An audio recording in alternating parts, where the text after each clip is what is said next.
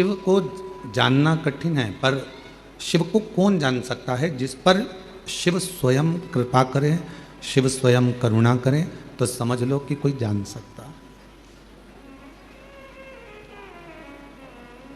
One क्षेत्र में जब पांडव जा रहे थे वन के अंदर, तो भीम ने युधिष्ठिर से पूछा था कि शंकर जी को भजने का, शिव जी को जपने का, शंकर भगवान का भजन करने का, पूजन करने का, स्मरण करने का सही तरीका क्या है? और हम निवेदन करेंगे कि जितने भी शिव भक्त आस्था चैनल पर कथा सुन रहे हैं और जितने फेसबुक यूट्यूब पर सुन रहे हो, चाहे जितने बाबा कंकर शंकर की भूमि पर कुबेरेश्वर धाम पर कथा सुन रहे हो, तो इस बात को आप भी बड़े ध्यान से सुनिएगा। इस बात का स्मरण आप भी करिएगा। भीम ने युधिष्ठिर से पूछा, और भीम ने युधिष्ठिर से पूछा कि भगवान शिव को प्राप्त करने के लिए सबसे सुंदर पूजा का तरीका, अनुष्ठान का तरीका, साधना का तरीका कौन सा? कोई एक तरीका ऐसा बता दो जिससे हम पूजन कर ले, अनुष्ठान कर लें, साधना कर लें। मेरी जीजियों, मेरे जीजाओं, पूजन के बहुत विधान हैं। जैसे आज उत्तर भारत के मेरी जीजियाँ, मेरे जीजा, मेरी बेटियाँ, बेटा, मेरी माताएं आज छठ पर्व मना रही हैं।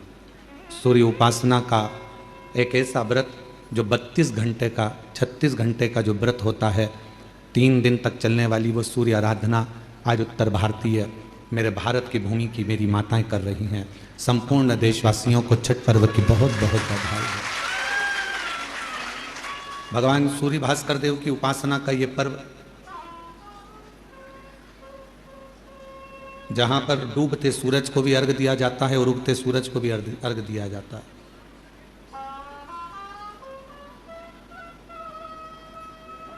जहां भगवान देवादिदेव महादेव की आराधना के साथ में सूर्य की आराधना का पर्व है, मां छठ की आराधना का पर्व है।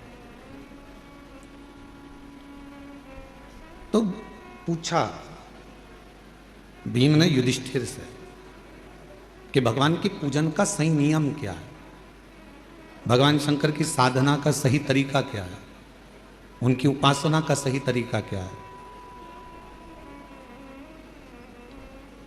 हम आपको बोले कि शिव जी को 1 लोटा जल चढ़ाओ, फिर ऐसा दूध चढ़ाना, फिर दूध के बाद जल चढ़ाना, जल के बाद फिर दही चढ़ाना, दही के बाद जल चढ़ाना, फिर आप मधु चढ़ाना, मधु के बाद फिर जल चढ़ाना, फिर आप शहद के बाद में घृत चढ़ाना, घृत के बाद फिर आप जल चढ़ाना, फिर आप शक्कर चढ़ाना, फिर उसके बाद जल चढ़ाना। सब नियम। कोई ब्राह्मण देवता आएंगे, वो आपको एक नियम बनाएंगे कि इस तरह से पूजन करो। फिर कोई संत मिल जाएगा तो वो कहेगा कि इस तरह से पूजन करो।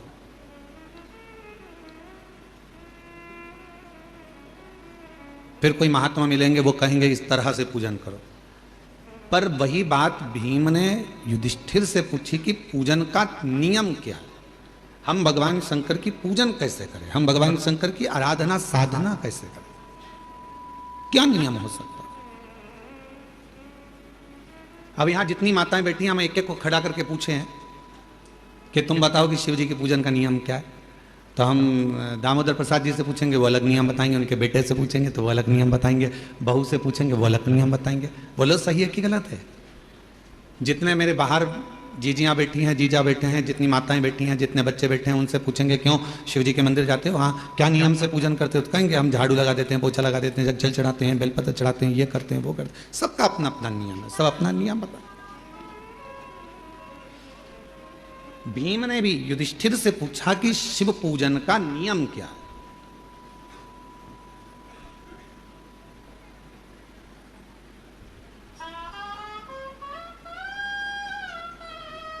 जो युधिष्ठिर ने कहा महाभारत के वन पर्व में, वह आपके याद रहना चाहिए कि युधिष्ठिर से पूछा कि शिव पूजन का, शिव साधना का, शिव भजन का नियम क्या। तो युधिष्ठिर ने कहा भीम मन साफ हो दृष्टि साफ हो, हृदय साफ हो और तुम किसी भी तरह से शिव को एक लोटा जल चढ़ाओगे तो शिव स्वीकार कर लेगा। उसमें बड़ा नियम कर कर हम भगवान को नहीं पा सकते। बहुत बड़ी साधना कर कर कलयुग में, इस घोर कलयुग में कौन नियम धारण करेगा, कौन कितने लंबे व्रत करेगा, कौन कितना साधना करेगा, बड़ा कठिन हो जाता। कौन नियम धारण कर सकता है, कौन साधना कर सकता है? इस घोर कलयुग में तो कोई बड़ा से बड़ा बाबा जोगी भी आकर कहे ना कि हम इतनी साधना करते हैं, तो शिव पुराण कहती है बड़ा मुश्किल है जी। तुलसी बाबा ने तो एक ही लाइन में सबको, पूरे को तुलसीदास बाबा ने एक ही लाइन में सबको समेट दिया, कलयुग केवल नाम आधारा, सुमर सुमर नर उतर ही पारा। तुलसीदास बाबा को मालूम था कलयुग में बहुत सारे साधन बताएंगे, कोई इधर से आएगा ये बताएगा, कोई उधर से आएगा वो बताएगा, कोई कहेगा इसको भजो, कोई कहेगा उसको भजो, कोई कहेगा ऐसा करो, कोई कहेगा वैसा करो। तो तुलसीदास जी ने लिख दिया कि कलयुग केवल नाम धारा और सुमर सुमर नर उतर ही पारा। तुलसी बाबा ने कह दिया कि नाम की आधारशिला रखो, तुम राम भजो, कृष्ण भजो, शिव भजो, जगदम्बा भजो, दत्त भजो, तुम्हारी मर्जी पड़े वो भजो, पर भजो, तुम्हारा भगवान का मंत्र जाप, नाम जाप भजो, जपो।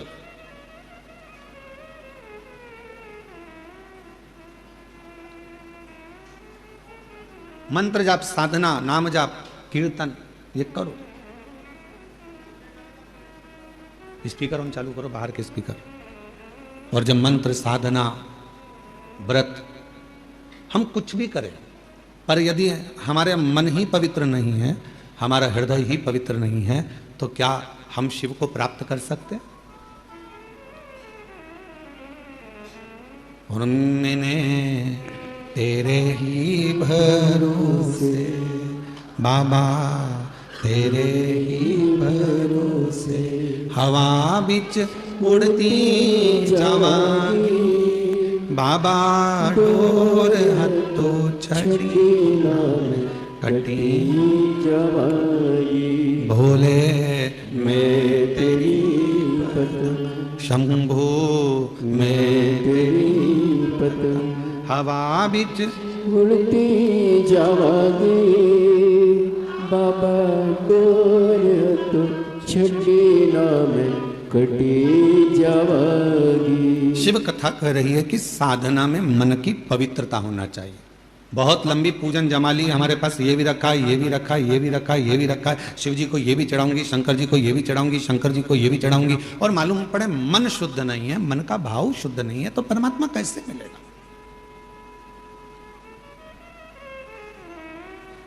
एक लाइन वो आप गुनगुनाते हो, हमने आंगन नहीं बुआरा, कैसे आएंगे हरि, अब तक गंदा पड़ा है द्वारा, कैसे आएंगे हरि, कैसे आएंगे? उनको बुलाने के लिए हमारे मन के मेल को बाहर करना है।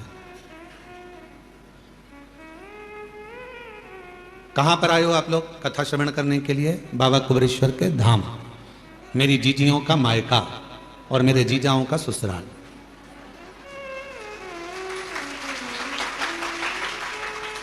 कभी आपने विचार करा कि सीहोर वाला महाराज हमेशा कहता है ये मेरी बहन जीजियों का मायका है और जितने पुरुष आते हैं उनका ससुराल है, ऐसा क्यों नाम रख दिया इस सीहोर का, इस कुबेरेश्वर धाम का? बाकी के किसी धाम में तो ऐसा होता ही नहीं कि कोई रिश्ता होता है।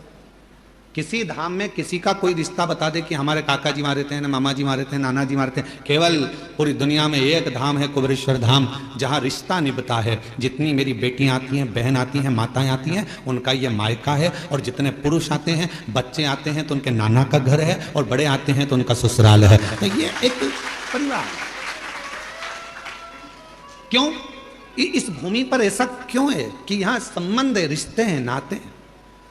हमने आपका संबंध यहाँ कुबेरेश्वर धाम से इसलिए जोड़ दिया क्योंकि जब भी बहन बेटी अपने मायके में जाती है तो मायके से जब भी आती है तो कुछ ना कुछ लेकर जरूर आती है। बोलो सही है कि गलत है?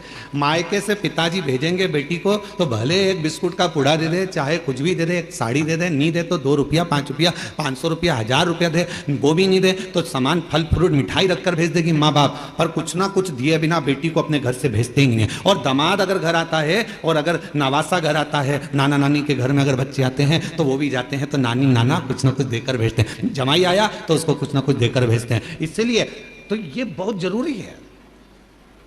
और जो दामाद बहुत उद्दंडी होता है ना, बहुत लड़ता झगड़ता है बेटी से, तो उसको भी देकर भेजते हैं, उसको भी देकर भेजते हैं, भले गाली देकर भेजे पर भेजते तो है, ऐसा तो।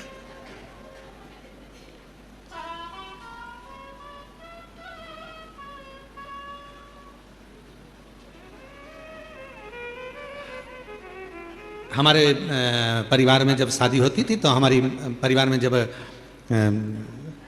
बेटियों की बहनों की शादी होती थी तो वो हमारे माता जी हमसे कई बार कह देती, सुनो आज रात को जागना है तुमको। हमने पूछा क्यों मम्मा? तो कहा कि शाम को वो तुम्हारे छोरी है ना अपने परिवार की, उसका ब्याह है ना तो वहाँ कन्यादान करना पड़ेगा तो पाँव पूजना पड़ेगा। अब तुम्हारे इधर पाँव पूछते कि नहीं पूछते? जम के तो बोलो पूछते। तो अब रात के समय जब फेरे होते हैं तो पाँव पूजना पड़ेगा। तो हमारी माता जी हमको जगा के रखती थी, सो भी जाते तो ढूंढ के लाती थी, चलो पाँव पूजो। अब रात को नींद में एक तो काम कर करके थक जाओ और ऊपर से रात को मम्मा माता जी जगाए और पाँव पूजवाए, तो धीरे धीरे पाँव पूजते पूजते मन में फुसफुसा भी देते थे, देखो जीजा जी पाँव पूज रहे हैं, जब तक पूज रहे हैं, जीजी को दिक्कत आई तो सिर भी पूज देते हैं। अब जीजा टेंशन में है तो वो पास में जीजी बैठे तो उसको तो जीजी कह देती है ही ऐसा, है ही ऐसा। अब विचार सोच होता है कभी कभी ऐसा स्मरण। एक व्यक्ति बोला कि बहुत पुरानी बात है, हम जब स्कूल कॉलेज में पढ़ते थे उस समय की बात। अब उस समय पर हम 9th क्लास में पढ़ रहे थे, 9th क्लास में पढ़ते तो वो बोले देखो उनके घर पे कितनी भीड़ होती है, वो उनके घर पे कितनी भीड़ होती है। तो हमने भी हमारे दोस्तों से कहा कि भीड़ लगाना कोई बड़ी बात है, 1 मिनट में भीड़ लग जाती है, उसमें कौन सी दिक्कत वाली बात। तो क्या ऐसे कैसे लग जाती है? हमने कहा कल तुम एक काम करना, 2 बांस तुम खरीद के लाना, बाकी के घास हम ले आएंगे, सफेद कपड़ा बांध लाएंगे, किसी के घर पे रख देंगे, भीड़ इकट्ठी हो जाएगी। उसमें कौन सी दिक्कत? भीड़ इकट्ठी करना थोड़ी ना बड़ी बात। भीम ने पूछा युधिष्ठिर से कि शिव पूजन का विधान क्या है, भगवान को पूजने का विधान क्या? शिव महापुराण की कथा कहती है, महाभारत का वन पर्व कहता है, वन पर्व में लिखा है महाभारत के कि युधिष्ठिर कहते हैं भीम से कि जिस दिन तुम निर्मल हृदय से स्वच्छ मन से शंकर जी को यदि 1 लोटा जल चढ़ा दोगे या नहीं भी चढ़ाकर कहीं पर भी बैठकर पंचाक्षर मंत्र नमः शिवाय या षडाक्षर मंत्र ओम नमः शिवाय या श्री शिवाय नमस्तुभ्यम का जप कर लोगे, शिव तुम्हारे जप को स्वीकार कर लेगा और वर देकर चला जाएगा, तुम्हें वर प्राप्त हो जाएगा। अब तुमसे कोई कहे कि तुमने मंदिर में जाकर पूजन को ऊपर नीचे कर दिया,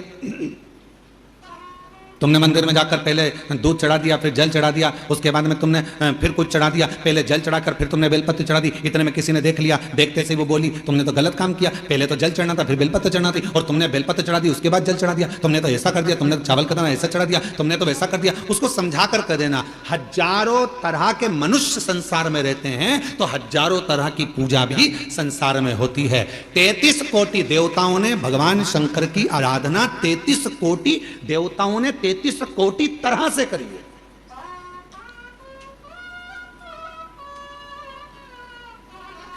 कई लोग हमसे कह देते हैं हमने शिव पुराण पढ़ी है, आप जो जो बताते हो शिव पुराण में तो कई बार मिलता ही नहीं है, तो हम क्या एक ही पुराण में से बोलते हैं? भगवान की कथा, भगवान का नाम, भगवान का सुंदर स्वरूप चरित्र कितनी पुराणों में, कितने वेदों में, कितने शास्त्रों में और कितने कितने ग्रंथों में लिखा हुआ है महाराज। ऐसे ऐसे ग्रंथ, ऐसे ऐसे शास्त्र विद्वान लिख लिख कर चले गए। उन विद्वानों की पूंजी को हम ग्रहण करते हैं और उसको पढ़ने के बाद फिर शिव पुराण के माध्यम से जनमानस को लाकर दे देते हैं, जिससे जनमानस का कल्याण हो और शिव तत्व को लोग पहचाने। अब कोई कह दे कि हमने तो पढ़ा है, तो उनसे निवेदन कहेंगे 33 कोटि देवताओं ने 33 कोटि तरह से भगवान शिव की आराधना करी, सबका तरीका अलग था, सबका पूजन का विधान अलग था, सबका भजन करने का विधान अलग था। उसी तरह शंकर जी के पूजन के अनेकों अनेक विधान है, शिव जी को रिझाने के अनेक अनेक विधान है, बहुत विधान।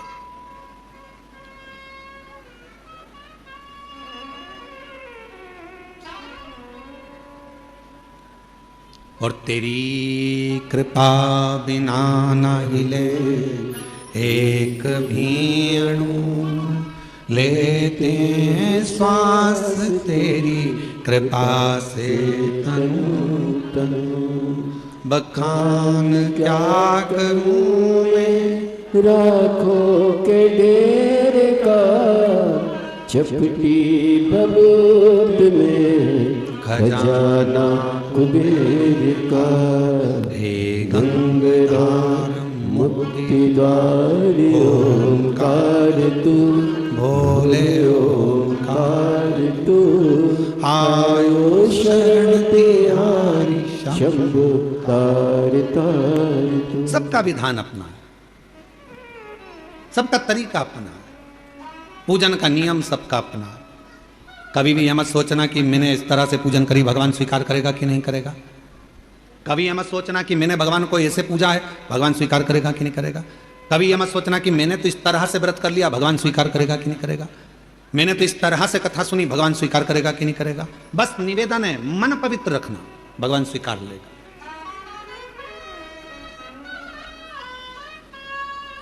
जब मन की पवित्रता होगी तो शिव उसको स्वीकारेगा, शंकर स्वीकारेंगे। और किसके पीछे शिव आते हैं, भगवान किसके पीछे आते हैं?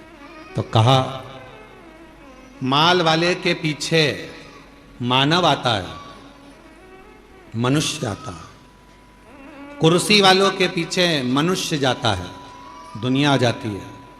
माल वाले, तुम्हारे गांव में अगर कोई पैसे वाला होगा तो उसके पीछे लोग बहुत आएंगे, अरे साहब सेठ जी सेठ जी सेठ जी सेठ जी सेठ जी। काय का सेठ?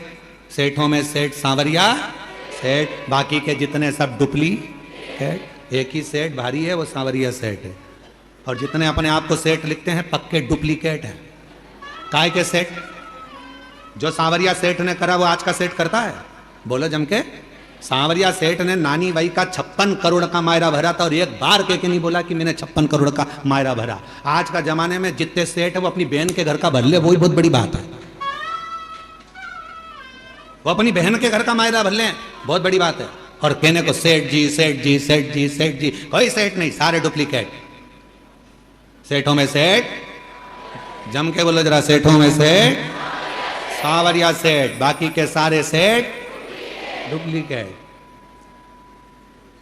और कई सारे सेठ बैठे होंगे, उनको बुरा लग गया होगा। सेठ है वो। माल वाले के पीछे मनुष्य जाता है, माल वाले के पीछे, कुर्सी वालों के पीछे दुनिया आ जाती है।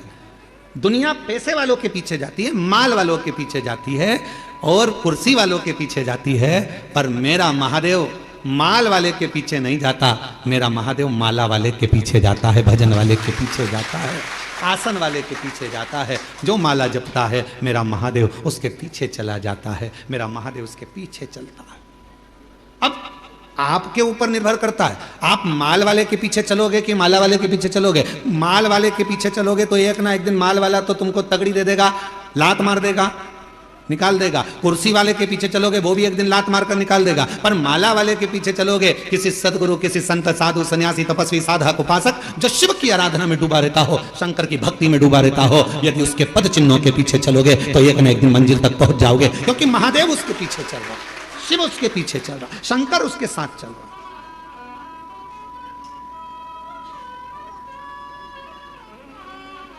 उस महादेव की भक्ति में एक महिला ने पत्र लिखा, देखो कल एक माता जी ने पत्र लिखा था, उनके कितने साल बाद संतान हुई थी? पहला पत्र था, जम के बोले, जम के 23, आज 1 साल और बढ़ गया। मेरा नाम नर्मदा बाई, पति इंदर सिंह, मैं ग्राम तारपुरा, पीतमपुर, जिला धार, मध्य प्रदेश की रहने वाली हूँ। कहीं बैठी हो और अगर बालक साथ में, बच्चा साथ आया हो तो पीछे वाले रास्ते से लेकर आ सकती हैं। मेरा नाम नर्मदा बाई, पति इंदर सिंह। मैं ग्राम तारापुरा पीतमपुर, जिला धार। पत्र को एलईडी पर पढ़ सकते हो, आस्था चैनल पर भी चल रहा है। मध्य प्रदेश की रहने वाली हूँ। मेरी शादी को 24 साल हो गए थे। मेरे घर औलाद नहीं। गुरुजी, किसी के कहने पर कुबरेश्वर धाम सीहोर का नाम सुना। लोग बोले सब डॉक्टरों को दिखा लिया, तू हताश होकर बैठ गई। अब तेरे घर अगर औलाद नहीं है तो तू एक बार कुबरेश्वर धाम चली जा। मैंने ये धाम का नाम पहली बार सुना था। मन कर कर पति से कहकर हम कुबरेश्वर धाम आ गए और यहाँ पर आकर हमने कंकर शंकर की पूजन करी, भूमि का शयन करा, जमीन की मिट्टी को हमने अपने गर्भ से लगा लिया। गुरुदेव, बाबा से प्रार्थना कर कर गई, बाबा मेरी गोद भर देना, सब दूर से हार चुकी हूँ। अब मुझे तो डॉक्टर ने भी मना कर दिया, शादी के 24 साल हो गए, औलाद नहीं। गुरुदेव, यहाँ से दर्शन करके गई, मन्नत मान कर गई और यहाँ से जाकर मैंने सोमवार पशुपतिनाथ का व्रत करना प्रारंभ कर दिया। मंदिर जाती, जल चढ़ाती, नंदी के पास बैठकर उस जल को पी लेती, सफेद आंकड़े की जड़ को बांध लिया। गुरुजी, बाबा की कृपा का मैं क्या गुणगान करूं। गुरुदेव, कावड़ भरने के लिए आ गई, कावड़ भरा, शिवजी पे चढ़ा हुआ जल पीकर दोनों पति पत्नी ने विनती करी, बाबा हमारी औलाद नहीं, 24 साल हो गए, तू देना जरूर। यहां से गई कावड़ भरकर और जाने के बाद कुछ समय के बाद मेरा गर्भ ठेर गया। गुरुदेव, 2024 में बाबा की कृपा ऐसी हुई कि मैं बाबा की कावड़ भरकर उससे विनय कर कर गई थी। उस समय पर जैसे यहां से गई तो डॉक्टर को दिखाया तो मालूम पड़ा कि बच्चा दानी में कुछ प्रॉब्लम है। फिर भी मन नहीं माना, डॉक्टर ने कहा इलाज करो, इलाज चालू रखा। समय बीतता गया और बाबा ने ऐसी कृपा कर दी उस कावड़ के जल ने कि भरोसा डॉक्टर को नहीं, वो इलाज कर रहा था कि गर्भ में तकलीफ है, पर उसको ये नहीं मालूम पड़ा कि गर्भ में तो मेरे कुबरेश्वर बाबा का प्रसाद था और बाबा ने संतान दे दी थी। गुरुदेव, शिव कृपा ऐसी हो गई, 20/6/2025 को बाबा की कृपा से मेरे यहाँ गर्भ से बच्चे ने जन्म लिया और मैं बाबा को यहाँ प्रणाम करने के लिए आई हूँ। 24 साल के बाद गर्भ थे, 24 साल। शिव कृपा किसको कहते हैं, करुणा किसको कहते, दया किसको कहते। एक पत्र और है, पत्र देखिए।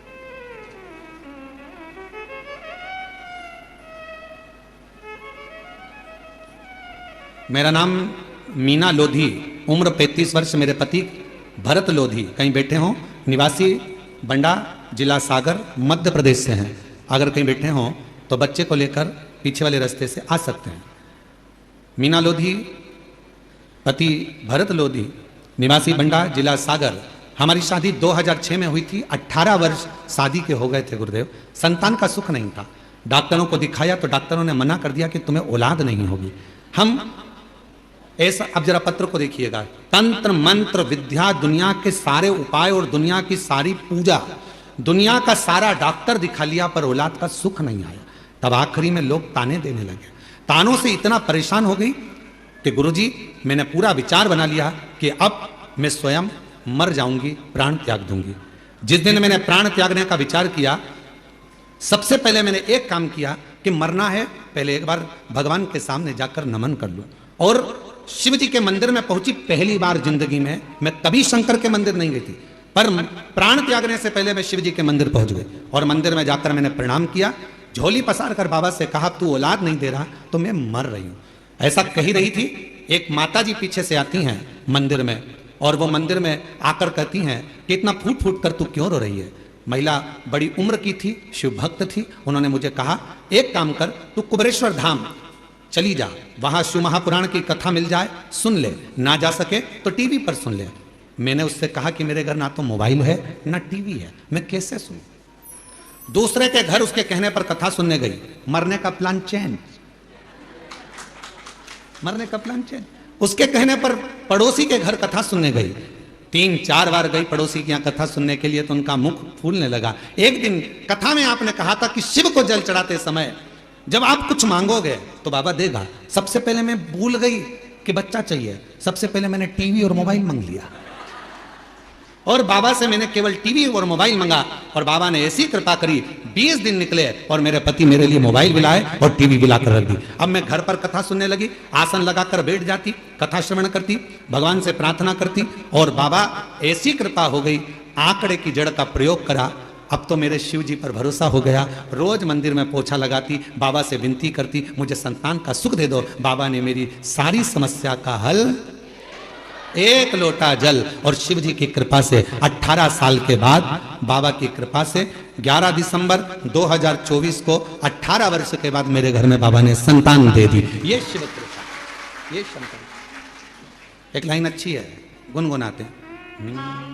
अरे लुटा दिया भंडार काशी वाले ने, कर दिया माला माल काशी वाले, जो जैसी भावना लाया वो वैसा ही फल पाया, जो जैसी भावना लाया वो वैसा ही फल पाया, नहीं खालियों से लौटाया वो मन ही मन हर्षाया, और कर दिया माला माल काशी वाले ने, आ दिया भंडार काशी वाले ने, कर दिया माला माल काशी वाले ने, लुटा दिया भंडार काशी वाले। जिस कामना से, आ जाइए आ जाइए। 24 साल के बाद बच्चा हुआ है, एक बार जोरदार ताली। शंभू शंभू जो शंभू जैसी भावना लाया वो वैसा ही फल पाया, जोरदार ताली बजाओ। 24 साल के बाद हुआ। खाने से लौटाया वो मन ही मन हर्षाया, रोते नहीं, खुश हो जाओ, बाबा दे दिया ना, रोते नहीं, खुश खुश हो। काशी वाले ने लुटा दिया भंडार काशी वाले ने, लुटा दिया भंडार काशी वाले ने, लुटा दिया भंडार बधाई। काशी वाले ने, कर दिया माला माल काशी वाले ने, लुटा दिया भंडार काशी वाले। ले आओ ले आओ, ले आइए।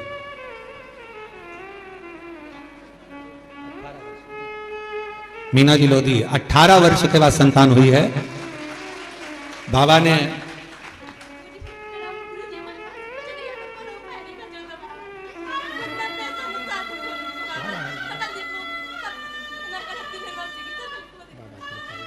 कह रही हैं कि संतान नहीं थी तो लोग मुंह नहीं देखते थे, बांझ कहकर पुकारते थे, निर्वंश के कारण बस।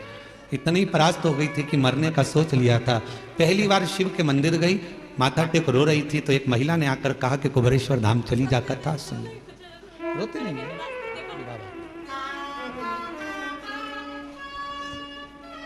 शंभो शंभो शंभो।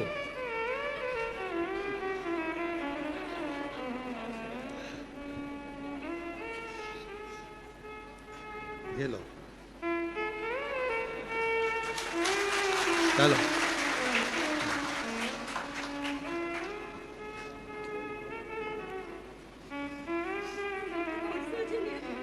रोते नहीं, अब तो खुश हो जा, बाबा दे दिया, खूब आनंद में आयो। और रिश्ता तेरा मेरा सबसे प्यारा, रिश्ता तेरा मेरा सबसे प्यारा, तू मेरा बाबा, मैं हूँ तेरा लाला, मैं हूँ तेरा लाला, तू मेरा बाबा, मैं हूँ तेरा लाला, मैं हूँ तेरा लाला। माल वाले के पीछे मत चलना, वो कभी भी लात मार देगा।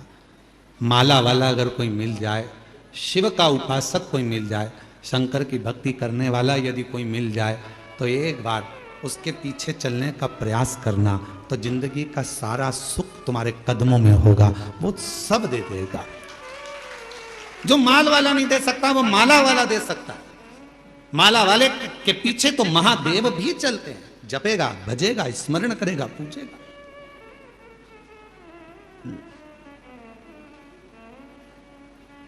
आज पूरी दुनिया, पूरा विश्व बाबा देवाधिदेव महादेव की भक्ति में लगा हुआ है।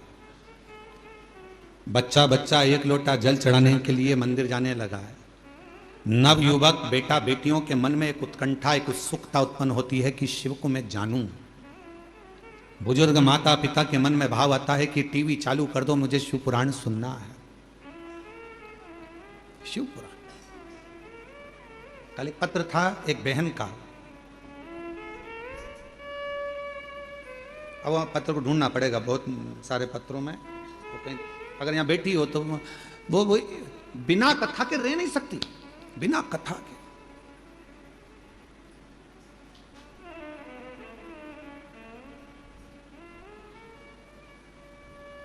गाड़ी, बंगला, जमीन, जायदाद सब शिवजी ने उसको दे दी। उससे पूछा जाए कि तुझे कहां से मिला, तो कहे शंकर जी के दरवाजे से, नहीं तो मेरे तो शून्य थी, शून्य थी। कथा नहीं सुनती तो बुखार आ जाता। बच्चे लोग परेशान, जब कथा नहीं आती तो बच्चे लोग उसको मोबाइल में चालू कर दे देते कि 5-10 मिनट मेरी माता को सुन लेने दो, वो यहाँ बैठी होगी। बच्चे जहां कथा होती है बच्चे लोग कह देते हैं ये नहीं जाएगी तो मर जाएगी, इसको ले जाओ कथा में। बच्चे लेकर आते हैं। बाबा ने दे दिया, सब भंडार भर दिया। अब दिल शिव से लग गया, कुछ सूझता नहीं है। वो फिर वही वाली बात आ गई कि मैं हूं प्रेम रोगी, मेरी दवा तो करा, जाओ जाओ जाओ काशी, मैं हूं शिव रोगी। ये मुझे रोग लगा है भगवान की अविरल भक्ति का, भजन का, कथा का, स्मरण का। दामोदर प्रसाद जी कथा करवा रहे, दामोदर प्रसाद जी के वहाँ जब कथा का क्रम जब वहाँ नहीं हो पाई तो इनके मन में था कथा कैसे होगी, कैसे होगी, वहाँ परमिशन नहीं, ये नहीं हो रहा, वो नहीं हो रहा। आखिरी में ललकता दामोदर प्रसाद साहू जी के मन में थी, तो धनोरा से भगवान शिव ने इनके मन की बात को जान लिया। शायद धनोरा वासी बड़े किस्मत वाले होंगे जो आज शिव महापुराण की कथा के यजमान बनकर कथा का रस तत्व ग्रहण कर रहे। ये शिव तत्व है, ये भगवान की अविरल भक्ति है।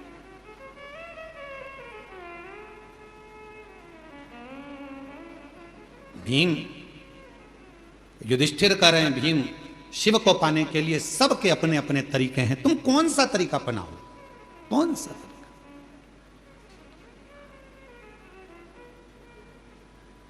हमने कथा में कहा था 2 परीक्षा होती है, एक होती है लिखित परीक्षा, एक होती है जम के बोलो मौखिक परीक्षा। लिखित परीक्षा में थोड़ी बहुत नकल हो सकती है, पर मौखिक परीक्षा में नकल होगी क्या? बैठे हो सामने, परीक्षा लेने वाला सामने बैठा है, चल ये क्वेश्चन है, इसका उत्तर दे। रामू के काका की काकी का मायका कहां था बता, चक्कर खा गया। फिर उसने पूछा रामू कौन, फिर उसने और प्रश्न करे तो ऑफिसर ने कह दिया प्रश्न मैं करूंगा कि तू करेगा, जल्दी बोल। उत्तर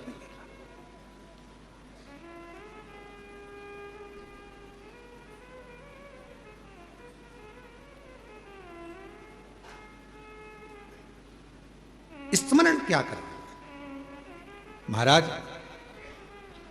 लिखित परीक्षा में नकल हो सकती है पर मौखिक परीक्षा में नकल नहीं होती है।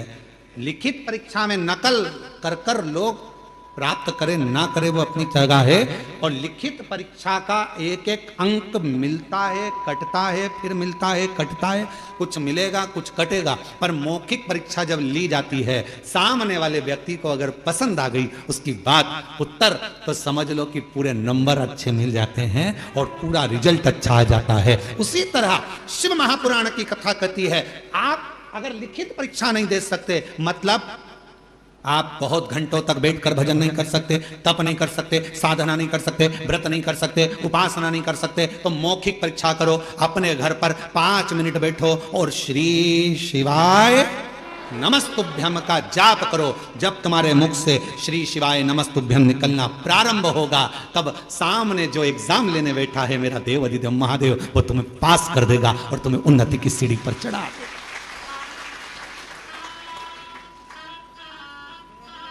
श्री शिवाय नमस्तुभ्यं, श्री शिवाय नमस्तुभ्यं, श्री शिवाय नमस्तुभ्यं, श्री शिवाय नमस्तुभ्यं, श्री शिवाय नमस्तुभ्यं। ये मौखिक परीक्षा है। आप आए हो कुबेरेश्वर बाबा की धरा पर, शिव जी का कंकर शंकर पूजन करा, 5 कंकर उठाकर पूजन करा, कंकर शिला पर जल चढ़ाया, प्रार्थना करी, विनय करा, निवेदन करा, आपने दंडवत प्रणाम करा, वहां की रज को लेकर अपने पेट पर, अपने शरीर पर, अपने उदर पर, जहां तुमको लगाना था कंकर शंकर की मिट्टी को, तो मैंने अपने शरीर पर लगाया, विनय करी, बाबा तेरे ऊपर आश्रित होकर आई हूं। मैंने सुना है इस दरबार से कोई खाली नहीं गया, तो मेरी झोली खाली नहीं रहना चाहिए बाबा, तो झोली जरूर भर देना। यह विश्वास के साथ, एक पूर्ण श्रद्धा के साथ, पूर्ण आस्था के साथ, जब शंकर के कंकर शंकर भूमि पर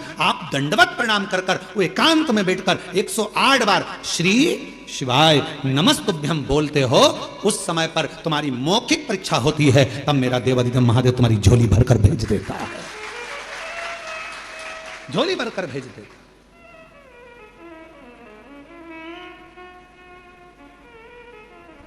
तेरे दरबार की बाबा निराली शान देखी है, तेरे दरबार की बाबा निराली शान देखी है, तुझे देते नहीं देखा पर झोली भरी देखी है, मुख दुनिया मोड़ेगी बाबा तू मुखड़ा मोड़, मुख दुनिया मोड़ेगी बाबा तू मुखड़ा मोड़। हे भीम, भगवान शिव को रिझाने के तो 33 कोटि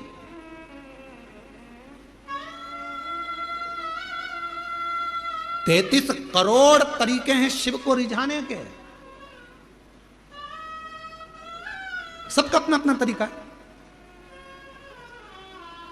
कोई कहेगा ओम नमः शिवाय बोलो, कोई कहेगा नमः शिवाय बोलो, कोई कहेगा ये बोलो, कोई कहेगा वो बोलो, कोई कहेगा श्री शिवाय नमस्तुभ्यं, कोई कहेगा राम बोलो, कोई कहेगा ओम नमः भगवते वासुदेवाय बोलो, कोई कहेगा कृष्ण बोलो, कोई कहेगा दत्त बोलो, कोई कहेगा, सबका अपना। 33 कोटि देवता हैं तो 33 कोटि तरीके शंकर को रिझाने के हैं, 33 कोटि तरीके से शिव का पूजन होता है। हजारों, मध्य प्रदेश में पूजन का तरीका अलग होगा तो छत्तीसगढ़ में पूजन का तरीका अलग होगा, गुजरात में पूजन का तरीका, सबका तरीका अलग है। भगवान परंतु एक ही भाषा जानता है, वो प्रेम की भाषा, तरीका कोई सा भी।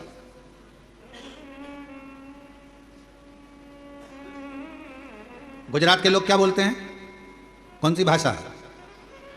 छत्तीसगढ़ वाले बोलो बोलो बोलो छत्तीसगढ़िया। पंजाब के, हरियाणा के हरियाणा, महाराष्ट्र के मराठी, बंगाल के बंगाली, सब तेलंगाना के तेलंगी, जो भी भाषा आपकी बोलने वाली है, आंध्रा की अपनी, यहाँ की अपनी, वहाँ की। अब हमें एक बात तुम बताओ रे, जितने बैठे हो सब बताओ, और जितने आस्था चैनल पर सुन रहे हो वो भी बताओ, भगवान को कौन कौन सी भाषा आती होगी? जरा विचार बोलो बोलो बोलो, जम के बोलो जरा, भगवान को कौन कौन सी भाषा आती होगी? पृथ्वी पर यह भाषा क्या भगवान ने बनाई कि तुम मराठी बोलना, तुम गुजराती बोलना, तुम ये बोलना, तुम ये बोलना, तुम वो बोलना? भगवान केवल एक भाषा जानता है। चींटी भी रोती है तो वो आंसू पोंछने आता है, हाथी भी पुकारता है तो गरुड़ छोड़ कर आता है, और जब एक मछली को भी दर्द होता है तो वो तड़प कर दौड़ पड़ता है।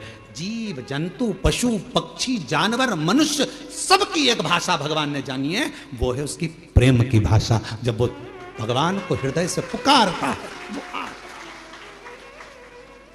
वो आता। अब तुम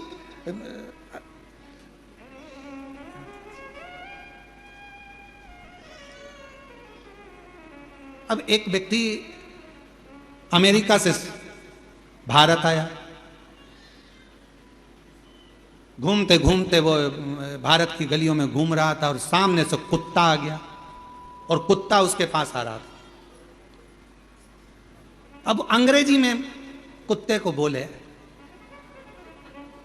please please please please don't touch me, please. अब कुत्ते को बोले तो कुत्ते को समझ में आए, कुत्ता और उसके पास में आया।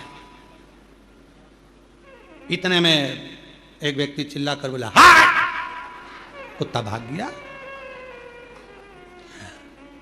कुत्ता अंग्रेजी नहीं समझता, कुत्ता मराठी नहीं समझता, कुत्ता गुजराती नहीं समझता।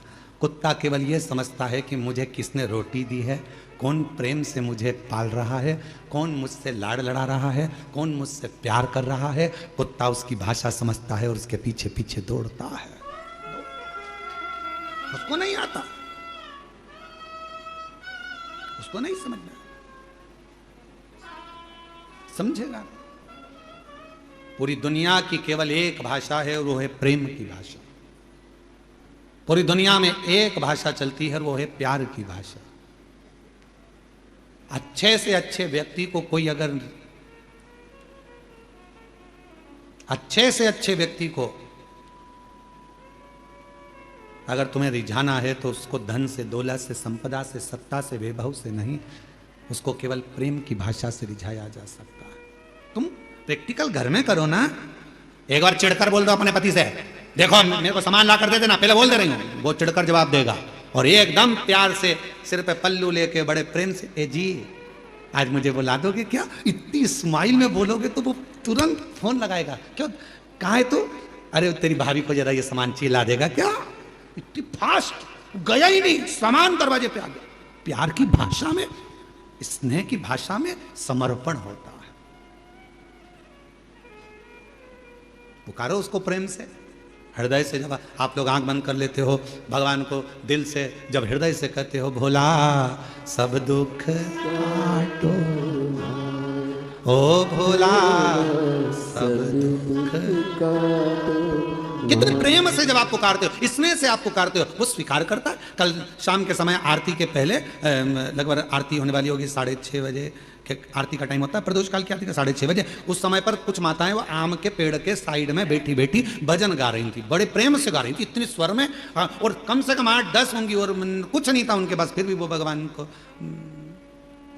तेरी कृपा का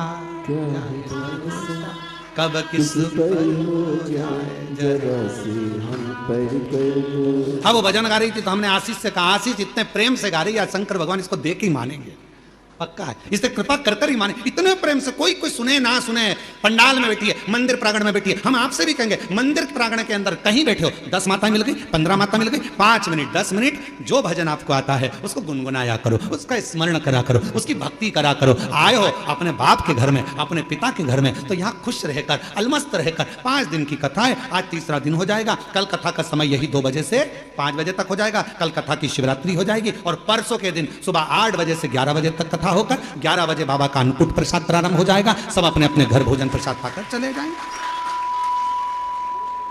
हो गई कथा, 5 दिन पूर्ण हो जाएंगे, मालूम ही नहीं पड़ेगा। और कई लोग ऐसे भी हैं कि झगड़े में निकल जाएंगे, ये मेरी जगह, ये मेरी जगह, ये मेरी जगह, ये मेरी जगह, हट तू इधर से तू उधर, और झगड़ा कर रहे हैं, लड़ रहे हैं, सामान कौन का, सब गए अपने अपने।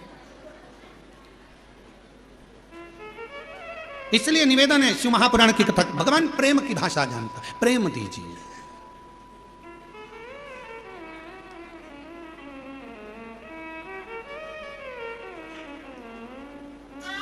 और जब शिव प्रेम की भाषा से रीझते हैं, प्रेम की भाषा से, भगवान शंकर को केवल प्रेम की। आप कैसे जल चढ़ा रहे हो, आप कैसे रिझा? एक पत्र है, अच्छा है, देखिए।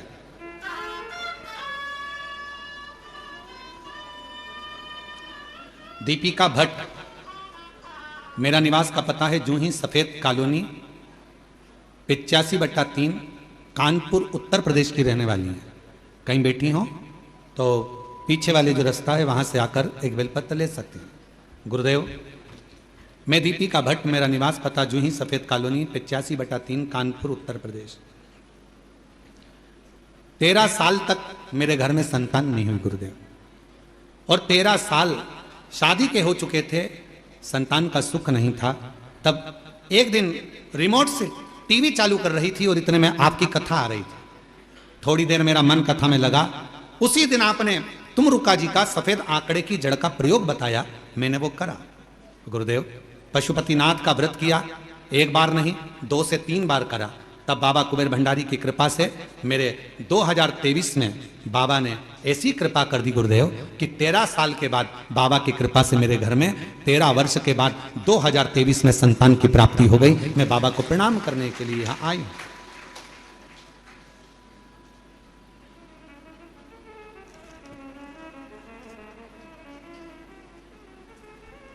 जो जैसी भावना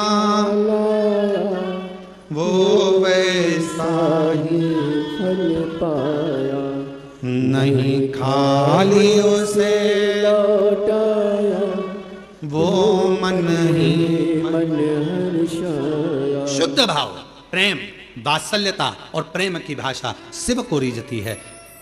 स्वयं युधिष्ठिर ने भीम से यह कहा कि तुम भगवान शिव को अगर रिझाना चाहते हो तब करोगे, रीझेगा नहीं रीझेगा मालूम नहीं, साधना करोगे रीझेगा नहीं रीझेगा पता नहीं, पर मन की निर्मलता होगी।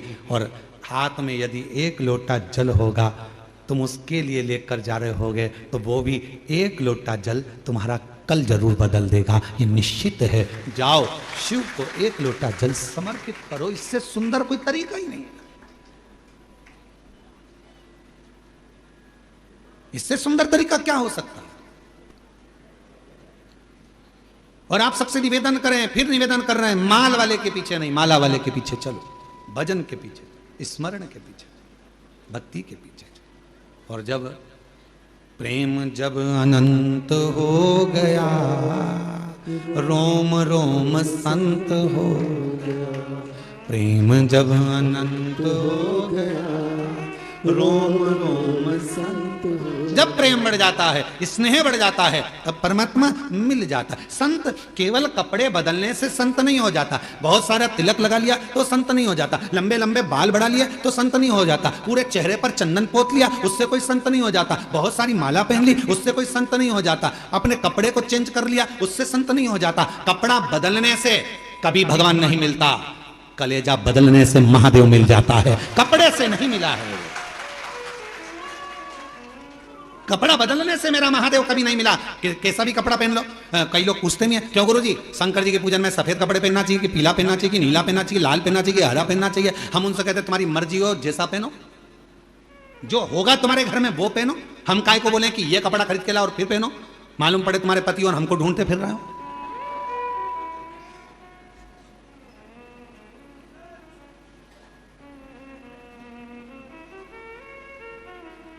अब एक व्यक्ति की वीडियो आई, शायद वो सोशल मीडिया पे भी डली होगी। एक व्यक्ति की वीडियो आई और नीचे लिख के भेज दिया, गुरुजी तुम्हारे कहने पे पेड़ पे चढ़ा। अब वो व्यक्ति बेलपत्री के पेड़ पे चढ़ गया, उतर रहा था, मालूम पड़े चड्डा पहना था, और वो बेलपत्री के पेड़ पे चढ़ा और उतरते उतरते खूंटे में उसका चड्डा फंस गया। अब वो ओंधा नीचे लटका, चड्डा ऊपर लटका। अब उसके घर के लोगों ने देखो तुम्हारे कहने पर वो बेलपत्री के पेड़, सीहोर वाले महाराज ने एक बार भी अपनी कथा में नहीं किया कि तुम बेलपत्री के पेड़ पे चढ़ो। बोलो बोलो, बोला क्या? ओ पीछे वालों, बोलो बोलो, बोला कभी? सीहोर वाले महाराज ने एक ही बात कही कि बेलपत्री का पौधा लगाओ, और एक और बात कही कि बेलपत्री का पौधा लगाओ, पर इतना याद रखना बेलपत्री की कोई डंडी भी मत तोड़ना, बेलपत्र के वृक्ष में से बेलपत्र तोड़कर लेकर आना, बेलपत्र के वृक्ष को चोट नहीं पहुंचना। अब तुम तो पूरे ही चढ़ गए ऊपर।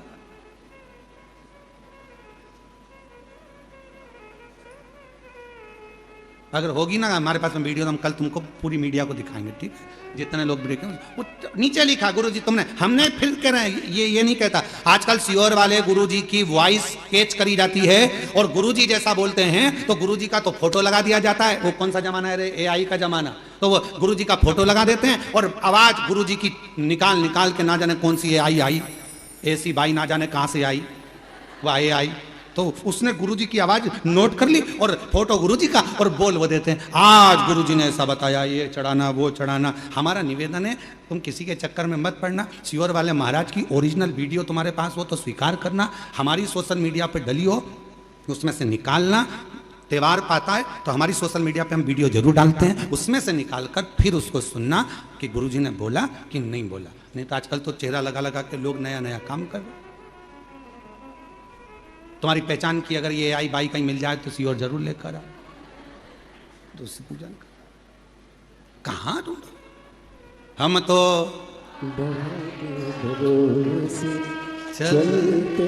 शिव तत्व को प्राप्त करिए, भगवान शंकर की आराधना करिए, शिव बाबा को केवल प्रेम के भाव से। कोई कहे कपड़ा बदल लो, नहीं कलेजा बदल लो। कोई कहे ये लगा लो, कोई कहे वही लगा लो, कोई कहे ऐसा करना पड़ेगा, शिव की आराधना करना है तो इतना व्रत करना पड़ेगा, इतनी साधना करना पड़ेगी। उससे कह दो हमें कुछ नहीं आता, हमें तो एक चीज आती है, मुख से कहेंगे श्री शिवाय नमस्तुभ्यम और सवेरे भरेंगे एक लोटा जल, इसके सिवाय हमें कुछ नहीं आता। बोल बम का नारा है, बस इतने में कल्याण तुम हो गया काम। और कभी कभी जोरदार तरीके से हार, बस तुम्हें बोलने के लिए मना नहीं है। हाँ, हम पहले जो नहीं बोलता था तो हम मुख से कहते थे बोलना चाहिए, दोनों हाथ उठाकर हार हार। पहले हमारी आदत थी, हम ऐसा बोलते थे कि दीन बंधु दयालु दया कीजिए, जो हर हर महादेव नहीं बोले उसको उठा लीजिए।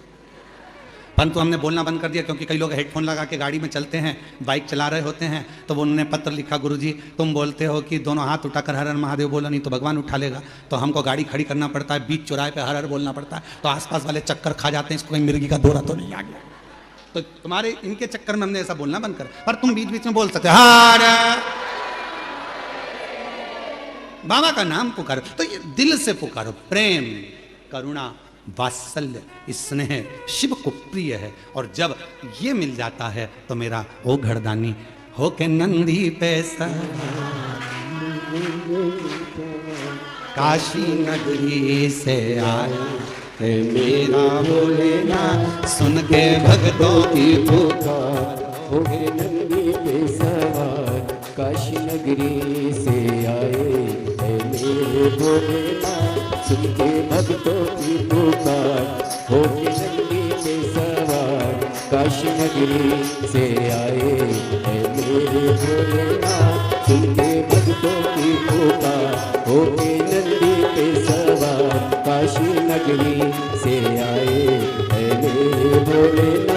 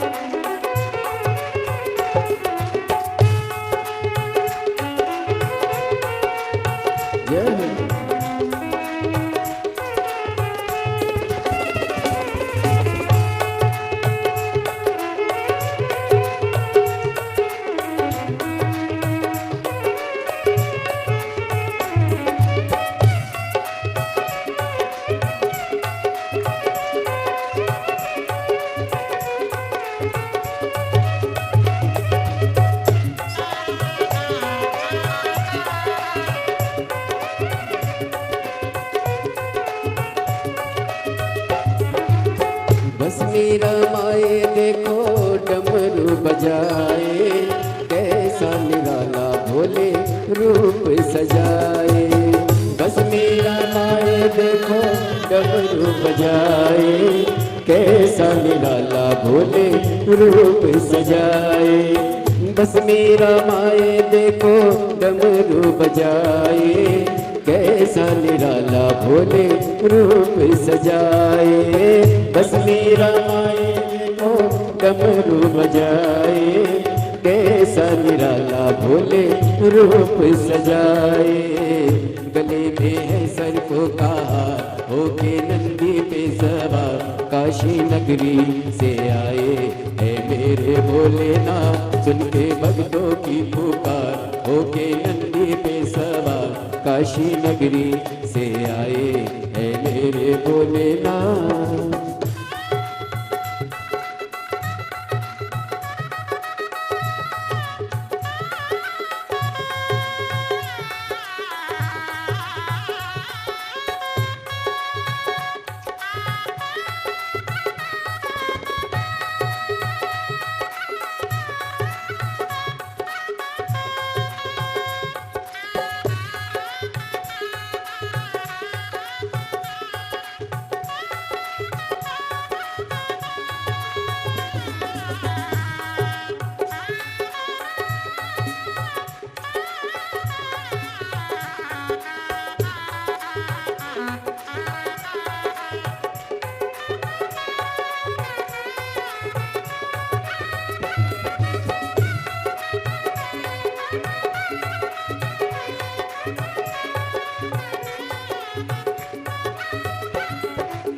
मृगशाला पहने भोले जटाओं में गंगा, चम चम चमकता है माथे पे चंदा।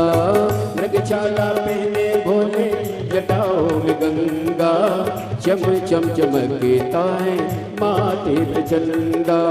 मृगशाला पहने भोले जटाओं में गंगा, चम चम चमकता है माथे पे चंदा। मृगशाला पहने भोले जटाओं में गंगा, चम चम चमकता है माथे पे चंदा। ओ गौरा मैया करे सिंगार, होके नंदी पे सवार काशी नगरी से आए। है मेरे भोलेनाथ सुन के भक्तों की पुकार, होके नंदी पे सवार काशी नगरी से आए। है मेरे भोलेनाथ।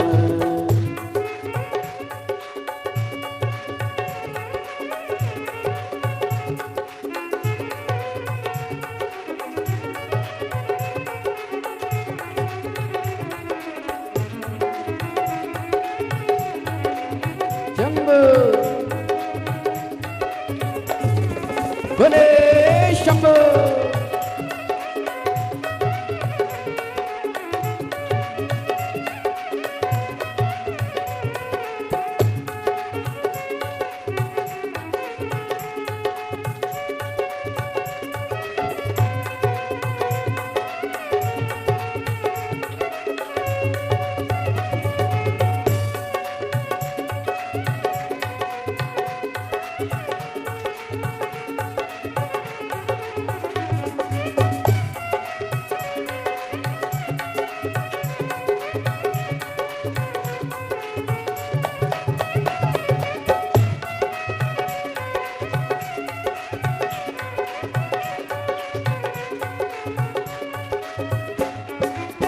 देवों के देव इनकी महिमा महान है, भोले भक्तों के ये तो भोले भगवान है। देवों के देव इनकी महिमा महान है, भोले भक्तों के ये तो भोले भगवान। देवों के देव इनकी महिमा महान है, भोले भक्तों के ये तो भोले भगवान है। देवों के देव इनकी महिमा महान है, भोले भक्तों के ये तो भोले भगवान है। करने भक्तों का उद्धार, होके नंदी पे सवार काशी नगरी से आए। है मेरे भोलेनाथ सुन के भक्तों की पुकार, होके नंदी पे सवार काशी नगरी से आए। है मेरे भोलेनाथ।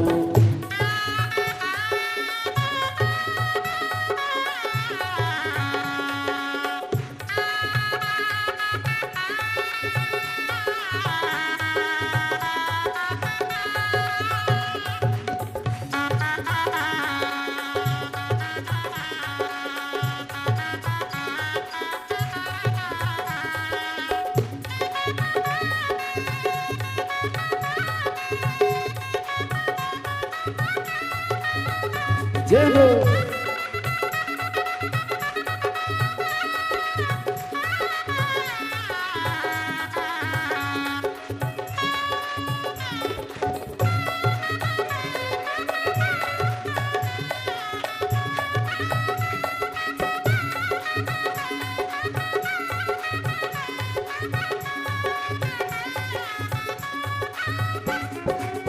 बस मेरा माए देखो डमरू बजाए, कैसा निराला भोले रूप सजाए। बस मेरा माए देखो डमरू बजाए, कैसा निराला भोले रूप सजाए। बस मेरा माए देखो डमरू बजाए, कैसा निराला भोले रूप सजाए। बस मेरा माए देखो डमरू बजाए, कैसा निराला भोले रूप सजाए। गले में है सर्पों का होके नंदी पे सवार, काशी नगरी से आए है मेरे भोलेनाथ। सुन के भक्तों की पुकार होके नंदी पे सवार, काशी नगरी से आए है मेरे भोलेनाथ। सुन के भक्तों की पुकार होके नंदी पे सवार, काशी नगरी से आए है मेरे भोलेनाथ। सुन के भक्तों की पुकार होके नंदी पे सवार, काशी नगरी से आए है मेरे भोलेनाथ। अपने स्थान पर बैठकर बाबा देवादिदेव महादेव से अपने हृदय की बात कहिए, दिल से विनय करिए, प्रार्थना करिए। बाबा को अपने मन का भाव कहो, विनय करो, निवेदन करो, विनती करो। भाव से बाबा को, अपने हृदय से बाबा को प्रार्थना करिए।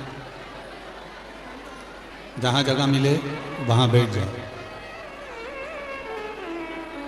कंकर शंकर की भूमि है, बड़ी कृपा कर कर बाबा ने आपको यहाँ बुलाया है। जहाँ जगह मिले वहाँ बैठकर अपने दिल का भाव हृदय से बाबा को कहिएगा, साथ में बोलिएगा, हृदय से प्रार्थना करिएगा, विनय करिएगा।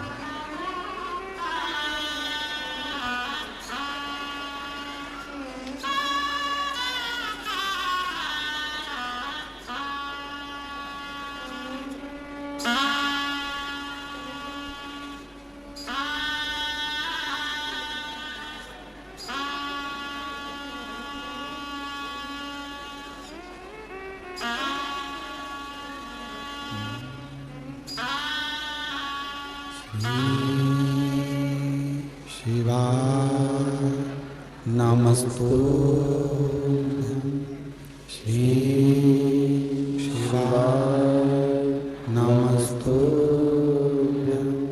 श्री शिवाय नमस्तुभ्यं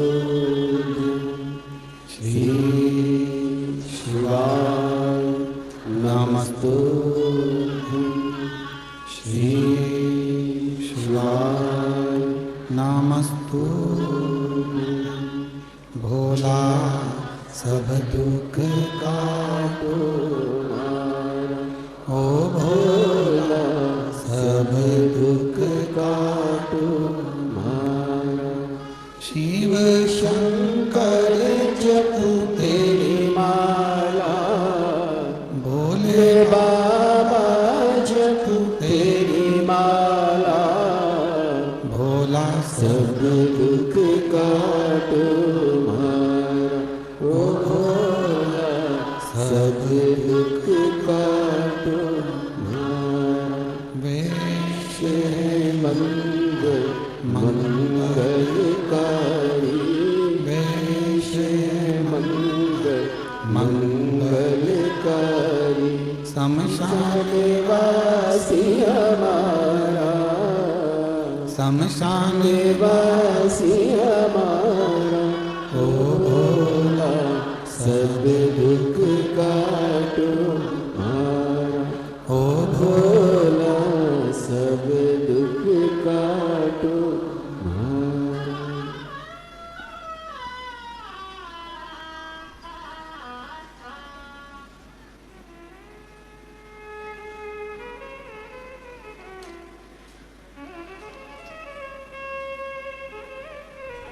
बाबा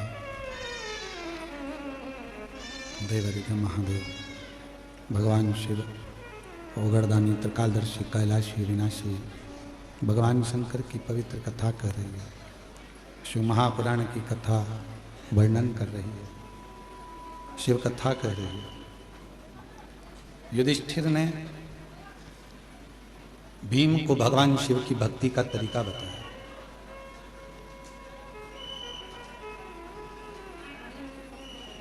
और दुनिया का सबसे सुंदर शिव को पाने का अगर कोई तरीका है तो वो एक लोटा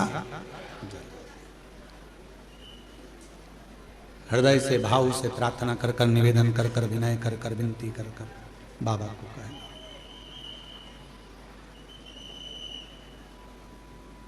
कुबेरेश्वर धाम जब आप आया करें तो बाबा से बोला करें कि मेरे सुख में और मेरे दुख में आप सबसे पहले आओ। क्यों? सुख में अगर भगवान आएंगे पहले और दुख में पहले आएंगे तो दोनों में लाभ आपका है। सुख में आएगा मेरा शंभु, मेरा त्रिकालदर्शी, कैलाशी, विनाशी, तो आनंद पाएगा। और दुख में अगर भगवान शिव पहले आ गए तो फिर दुख वहां रह नहीं सकता, दुख वहां रहेगा ना। ऐसा प्रसंग शिव महापुराण में आता है कि जब दक्ष प्रजापति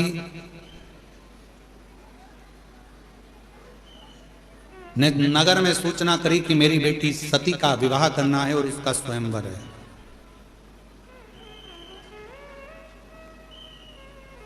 सती का स्वयंवर, बड़े बड़े वीर वीर देवता आए, राजा आए, स्वयंवर के लिए पहुंचे, क्योंकि माता सती का स्वयंवर कोई साधारण बात नहीं है और दक्ष प्रजापति की बेटी है।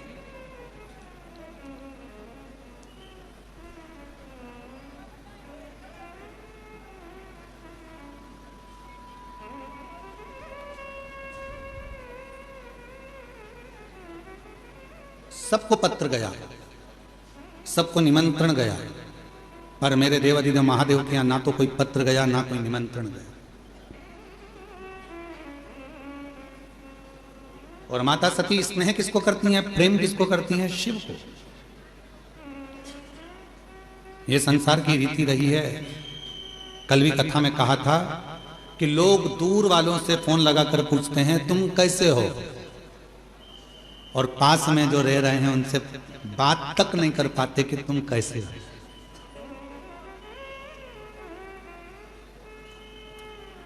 ये दुनिया की रीत है, किसी एक की रीत नहीं है, ये दुनिया की रीत है। दूसरों से जरूर पूछा जाता है आप कैसे हो, कैसे हो, कैसे हो, पर जो घर में रह रहा है, घर में जो निवास कर रहा है, प्रेशर को लो बक्सों का, घर में जो निवास कर रहा है, जो रह रहा है, उससे पूछा ही नहीं जाता कि तुम कैसे हो, उसके मन की दशा क्या है, उसके मन का भाव क्या है।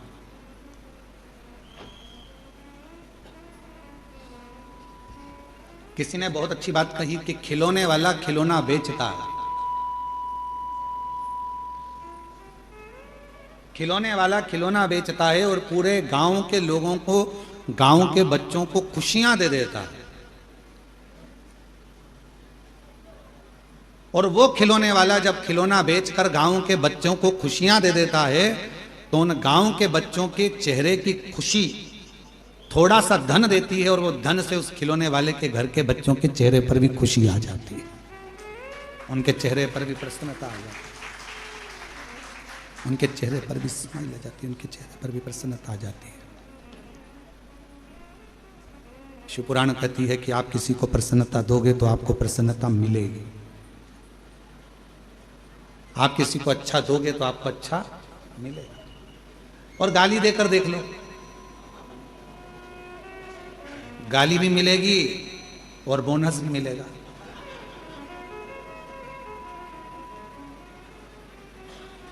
हमने देखा है इसी बाबा के आंगन में, आपके मायके में, ये बाबा कुबेरेश्वर बाबा के आंगन में हमने देखा है, माताएं जब भजन करने बैठती है तो ये वाली माता भजन उठाती है तो ढोलक बजा बजा के इतने में दूसरा चालू कर देता है, इंतजार करती है, ये रुकेगी ना मैं गाऊंगी, फिर वो रुकेगी ना मैं गाऊंगी, इंतजार करते, मतलब उसने भजन दिया तो ये भी भजन दे रही है। उसने भजन किया तो वो भी भजन देगा। धनोरा वालों की भी आपकी भी टीम आई हुई है भजन के, कुछ बुजुर्ग लोग, कोई पुरुष लोग, हारमोनियम और ढोलक यहीं के वो धनोरा वाले ही आए हैं क्या? कि कल कोई दूसरी टीम गा रही थी, कोई बाहर से आए होंगे, कोई नीला नीला कुर्ता पहने हुए और बढ़िया चंदन लगाए, हारमोनियम ढोलक और मंजीरे पे भगवान की विरल भक्ति भजन कर रहे थे। अंदर आवाज आ रही थी, हम बड़े प्रेम से सुन रहे थे। भजन दे रहे हो, भजन मिल रहा, कीर्तन दे रहे हो, कीर्तन मिल रहा, राम राम कह रहे हो, राम राम मिल रहा, गाली दोगे, गाली मिलेगी, आप शब्द कहोगे, आप शब्द मिलेगा, ताना दोगे, ताना मिलेगा, जो तुम दे रहे हो वो तुम्हें प्राप्त होगा। अब माता सती ने विचार करा कि मेरे पिताजी ने सबको बुलाया पर मेरे पिताजी ने नहीं बुलाया, तो भगवान देवादिदेव महादेव को नहीं बुलाया और मुझे तो विवाह उन्हीं से करना है, मुझे तो उन्हीं के साथ विवाह करना है, मेरा विवाह तो केवल मेरे को शिव जी के साथ ही करना है, भगवान शंकर जी के साथ ही करना है। पर मेरे पिताजी ने तो बुलाया ही नहीं है, उनको निमंत्रण ही नहीं दिया है मेरे पिताजी ने तो देवादिदेव महादेव को। और दक्ष प्रजापति ने नगर के शिल्पकारों को बुलाया जो मूर्ति बनाते थे, और मूर्ति बनाने वालों को बुलाकर कहा शिल्पकारों को कि एक पत्थर की शंकर जी की प्रतिमा बनाओ और मेरे राज्य के दरवाजे पर लगाओ, जहां से सब अंदर आएंगे तो वो शंकर भगवान को द्वारपाल बना के मेरे दरवाजे पर खड़ा कर दो, जिससे दुनिया के लोगों को लगे कि शिव जी को द्वारपाल बनाया है, शिव जी को द्वारपाल।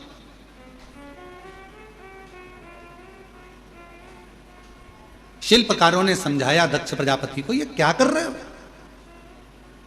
ये अच्छी बात नहीं है, भगवान देवादिदेव महादेव की मूर्ति बनाकर दरवाजे पर बिठा देना ये कहां की रीति है। एक शिल्पकार आया, उसने समझाया, दूसरा शिल्पकार आया, उसने समझाया, तीसरा शिल्पकार आया, उसने समझाया, सबने समझाया, पर कोई समझे। इस व्यासपीठ से एक निवेदन करूं आप सबसे अगर यदि आप लोग अपनाएंगे तो कहना उत्तमता है, नहीं तो व्यर्थ बोलना और व्यर्थ बात को रखना ये तो श्रेष्ठता नहीं है। कर सकते हो क्या आप लोग जो हम बोलने जा रहे हैं? किसी के घर अब शादियों का सीजन चालू होगा और शादियों के सीजन में शादी जब होती है बड़े बड़े गार्डन में, बड़े बड़े गार्डन हैं, होटल हैं, धर्मशाला हैं, जहां विवाह होता है, जहां से लोग एंट्री करते हैं, अंदर प्रवेश करते हैं, वहीं पर अंदर आने की जगह पर भगवान की मूर्ति आजकल गार्डन वाले फिट कर देते हैं। बोलो सही है कि गलत है? आप पान खाते हुए जा रहे हो, खाना खाकर जा रहे हो, भोजन कर कर जा रहे हो, शादी में प्रवेश कर रहे हो, नाच रहे हो, कोई मदिरा पिया हुआ है, बाराती किसको मालूम कौन कैसा आया, कोई ड्रिंक करा हुआ है, मदिरा पिया हुआ है, कोई गलत भक्षण कर रहा है, किसी ने गलत काम कर दिया, कोई गलत विचार से गलत व्यवहार से आया हुआ है, और दरवाजे पर तुमने भगवान गणेश जी को बिठा दिया, दरवाजे पर तुमने वेंकटेश भगवान को बिठा दिया, दरवाजे पर तुमने शिव जी बाबा को बिठा दिया, दरवाजे पर तुमने ठाकुर जी को बिठा दिया, दरवाजे पर कृष्ण की मूर्ति रख दी, दरवाजे पर तुमने शिव जी की मूर्ति रख दी, दरवाजे पर तुमने भगवान की मूर्ति रख दी। नहीं, एक नियम बनाओ, आज से कथा सुनने वाले एक नियम बना लो, किसी की शादी में जाओ और दरवाजे पर अगर किसी भगवान की मूर्ति प्लास्टिक की या पीओपी की किसी की भी मूर्ति रखी देखो, तो तुम जो लिफाफा दो ना, उस लिफाफे के ऊपर एक लाइन लिख कर दो कि भगवान की जगह अपने बाप को बिठा देते। परमात्मा को दरवाजे पर तुम्हारी अगवानी करने के लिए बिठाया। यह सनातन धर्म है, यह हिंदू धर्म है, यह श्रेष्ठता नहीं है। हम अपने पिताजी को अंदर सोफे पर बिठाते हैं, हम अपने दादाजी को सोफे पर बिठाते हैं, हम अपने बुजुर्गों को अंदर घर में बिठाते हैं, आदर करने के लिए अंदर बिठा, और भगवान को तुमने दरवाजे पर लाकर बिठा दिया। कहीं गणेश जी रख दिए, कहीं किसी ने ये वाले देवता रख दिया, किसी ने वो वाले देवता रख दिया। किसी भी देवता को शादी की एंट्री में, शादी के प्रवेश में दरवाजे पर नहीं होना चाहिए। ना जाने कैसे कैसे लोग आते हैं, वहीं पान खाते, थूकते, वहीं दारू पीते, मदिरा पीते, निकल कर जाते, और हमारे देवता उनकी अगवानी करके लिए खड़े हैं। ये कौन सा है? ये ठीक नहीं, गला पकड़ रहा है, ये श्रेष्ठता नहीं है, ये ठीक नहीं है। दरवाजे पर कोई देवता नहीं होना चाहिए। लिख दो लिफाफे के अंदर, अंकल जी, हम आपकी शादी में आए थे, बेटे की शादी आपने करी, पर हमको अच्छा नहीं लगा, आपने भगवान को दरवाजे पर द्वारपाल बनाकर बिठा दिया, ये हमको ठीक नहीं लगा। जब 25-50 लिफाफों पर ये लिखा रहेगा तो अगली बार शादी करने वाला सबसे पहले कान पकड़ेगा और भगवान की मूर्ति को दरवाजे पर अगवानी करने के लिए द्वारपाल बनाकर नहीं। हम सुधरेंगे, जम के बोलो, हम सुधरेंगे, युग सुधरेगा। पहले सुधरना हमें अपन को पड़ेगा। एक नियम, शादियां चालू होगी, 11 के दिन देव उठ जाएंगे, विवाह चालू हो जाएंगे। आप सब जितने आस्था चैनल पर कथा सुन रहे हो, जितने फेसबुक यूट्यूब पर कथा सुन रहे हो, जितने पंडाल में बैठकर कथा सुन रहे हो, बिना संकोच के कोई टेंशन मत लेना कि कोई क्या कहेगा। आग लगे बस्ती में, अपन रहो मस्ती में, क्या किसको रोइए, चादर तान के सोइए। तो अपने को टेंशन लेना नहीं, टेंशन दे के चलो पर लेके मत चलो। अपने को टेंशन नहीं लेना। लिफाफे पे लिख दो सबसे बड़े अक्षर में, आपके घर पर हम आए थे, शादी में होटल में आए, घर पर आए, दरवाजे के बीच में, इधर से लोग निकल रहा है, इधर से लोग निकल रहा है, बीच में तुमने गणेश जी को रख दिया, ये अच्छी बात नहीं। शंकर जी को रख दिया, अच्छी बात नहीं। अयोध्या के राम जी को रख दिया, अच्छी बात नहीं। कृष्ण जी को रख दिया, बाकी बिहारी को रख दिया, ये अच्छी बात नहीं। ये हमें अच्छा नहीं लगा। लिख दो साहब, हमें अच्छा नहीं लगा। ये मूर्ति दरवाजे पर नहीं। अगर रखना ही है तो तुम्हारा दूल्हा दुल्हन का जो स्टेज बने, उस स्टेज के पीछे तुम भगवान को रखो तो तुम्हें आशीर्वाद प्रदान करेंगे, वर देंगे, दरवाजे पर नहीं।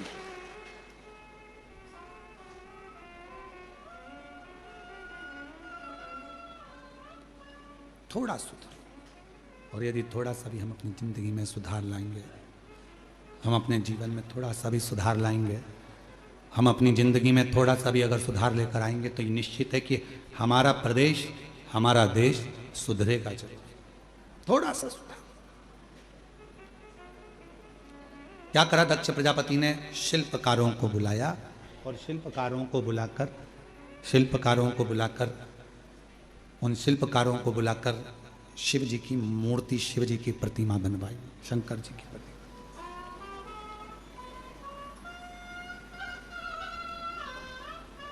एक शिल्पकार ने समझाया, दो ने, प्रेशर नहीं आ रहा है भाई।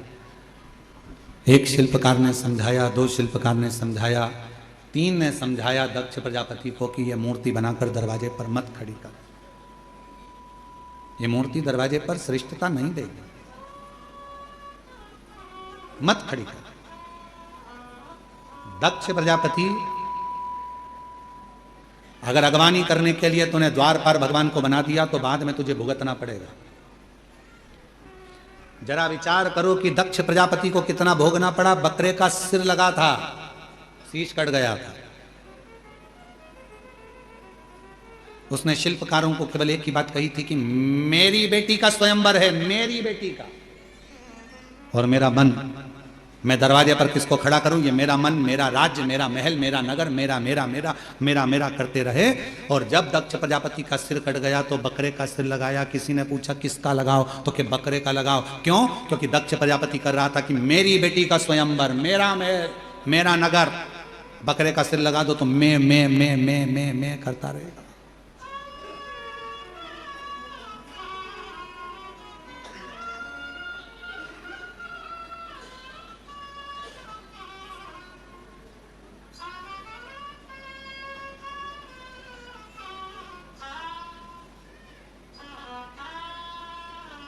दुनिया में मैं शब्द, मेरा, मैंने करा नहीं।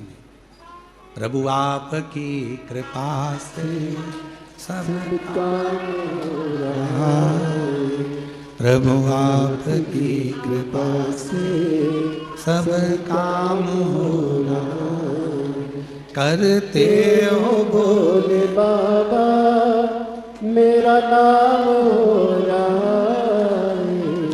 प्रभु आपकी कृपा से सब काम हो रहा है। भोले आपकी कृपा से सब काम हो रहा है।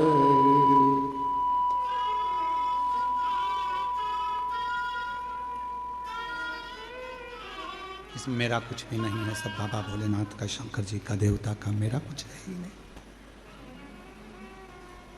मेरा खुद का कुछ भी नहीं है। जो कुछ भी है सब तेरा। एक शिल्पकार ने दक्ष प्रजापति के नगर में पहुंचकर दक्ष प्रजापति की धर्म पत्नी प्रसूति माता को समझाया। मां प्रसूति के पास पहुंचे और मां प्रसूति के पास पहुंचकर माता प्रसूति से कहा कि दक्ष प्रजापति जो ये कर रहे हैं कि भगवान शिव की मूर्ति बनवाकर दरवाजे पर खड़ी कर रहे हैं, ये श्रेष्ठ नहीं है, ये श्रेष्ठ नहीं है, मना करो उनको। माता प्रसूति दक्ष प्रजापति को, माता प्रसूति जी ने दक्ष प्रजापति के पास पहुंची और मां प्रसूति, ये नहीं चल रहे हैं, तुम्हारे उधर की आवाज बढ़ रही जिसका रिटर्न आ रहा है, स्पीकर और ये वाले भी बंद पड़ रहे हैं क्या? माता प्रसूति दक्ष प्रजापति के पास पहुंची और दक्ष प्रजापति के पास जाकर माता प्रसूति ने समझाया, कहा स्वामी मेरा एक कहना मान लीजिए, मेरा निवेदन स्वीकार कर लीजिए। क्या निवेदन है? निवेदन केवल इतना है कि भले आप शिवजी को स्वयंवर में बुलाएं ना बुलाएं ये अपनी जगह पर है, पर शंकर भगवान की मूर्ति बनाकर दरवाजे पर द्वारपाल बनाकर ना बिठाएं।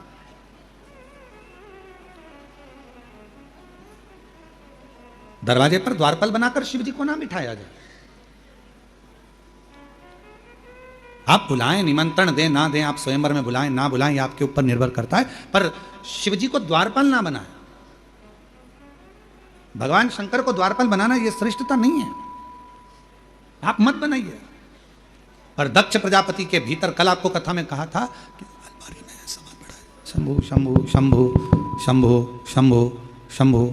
कल कथा में कहा था कि अलमारी कपड़ों से भरी पड़ी हुई है, उस अलमारी में नए कपड़े रखना है तो अलमारी के कपड़ों को खाली करना पड़ेगा।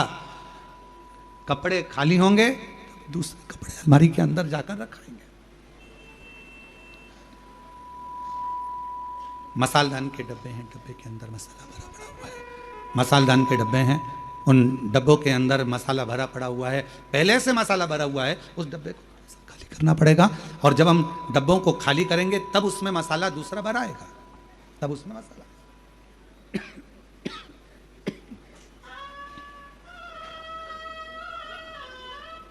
उसी तरह शिव महापुराण की कथा कर रही है, भगवान शंकर का चरित्र कर रहा है, शिव महापुराण की कथा कर रही है कि अपने भीतर की अभिमत्ता, अपने भीतर का अभिमान, अपने भीतर का हम, अपने भीतर का मैं और मेरा, ये सब निकलकर बाहर जाएगा। तो मैं और मेरा बाहर निकलेगा। शंभु शंभु शंभु शंभु शंभु शरणे पड़ी मांगू घड़ी रे घड़ी दुख काटो दया करी मैं दर्शन आपो। शंभु शरणे शंभु शंभु शंभु शंभु दुख काटो दया करी न दर्शन ओ शंभु शरणे पड़ी मांगू घड़ी रे घड़ी दुख काटो दया करी मैं दर्शन आपो। दक्ष प्रजापति के भीतर इतनी अभिमत्ता, इतना अहंकार भरा गया था कि उसके मुख से बस मेरी बेटी का स्वयंवर है और मुझे ये करना है, मुझे ये करना है। आप दरवाजे पर द्वारपाल बनाकर भगवान शिव जी को बिठा दिया और भगवान स्पीकरों की आवाज बढ़ा दो, सब आवाज बढ़ाओ। देवादिदेव महादेव की कथा कर रही है, शिव महापुराण की कथा वर्णन कर रही है। भगवान देवादिदेव महादेव को भगवान शंकर को द्वारपाल बनाकर खड़ा कर, और जैसे ही द्वारपाल बनाया गया, शिवजी की मूर्ति को शिल्पकारों ने तराश कर द्वारपाल बनाकर दरवाजे पर खड़ा कर दिया। दरवाजे पर बड़े बड़े राजा देवता सब माता सती के स्वयंवर में आ रहे हैं। माता सती के स्वयंवर में सब प्रवेश कर रहे हैं, सब आ रहे हैं। दरवाजे पर देखते हैं कि भगवान शंकर को खड़ा करा, दरवाजे पर देखते हैं कि शिवजी भगवान शंकर के स्वरूप को, भगवान शंकर की प्रतिमा को दरवाजे पर खड़ा किया। शंकर जी की प्रतिमा दरवाजे पर खड़ी है, शिवजी का स्वरूप दरवाजे पर खड़ा हुआ है, भगवान शंकर का प्रतिबिंब स्वरूप दरवाजे पर खड़ा।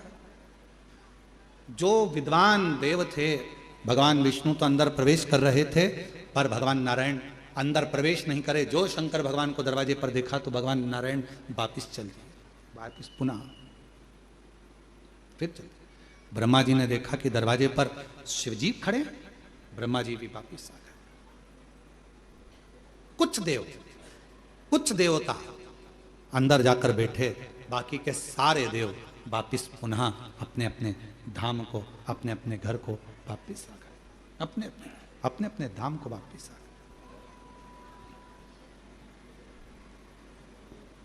आप जरा ध्यान दीजिएगा कि स्वयंवर में ना भगवान विष्णु है, स्वयंवर में ना भगवान ब्रह्मा जी हैं, स्वयंवर में ना इंद्र हैं, स्वयंवर में ना गरुण है, स्वयंवर में ना वरुण है, स्वयंवर में कोई बड़ा देवता उस स्वयंवर में पहुंचा ही नहीं। सब निकल कर बाहर आ गए, सब निकल कर, सब अपने अपने भवन में प्रवेश कर गए, सब अपने।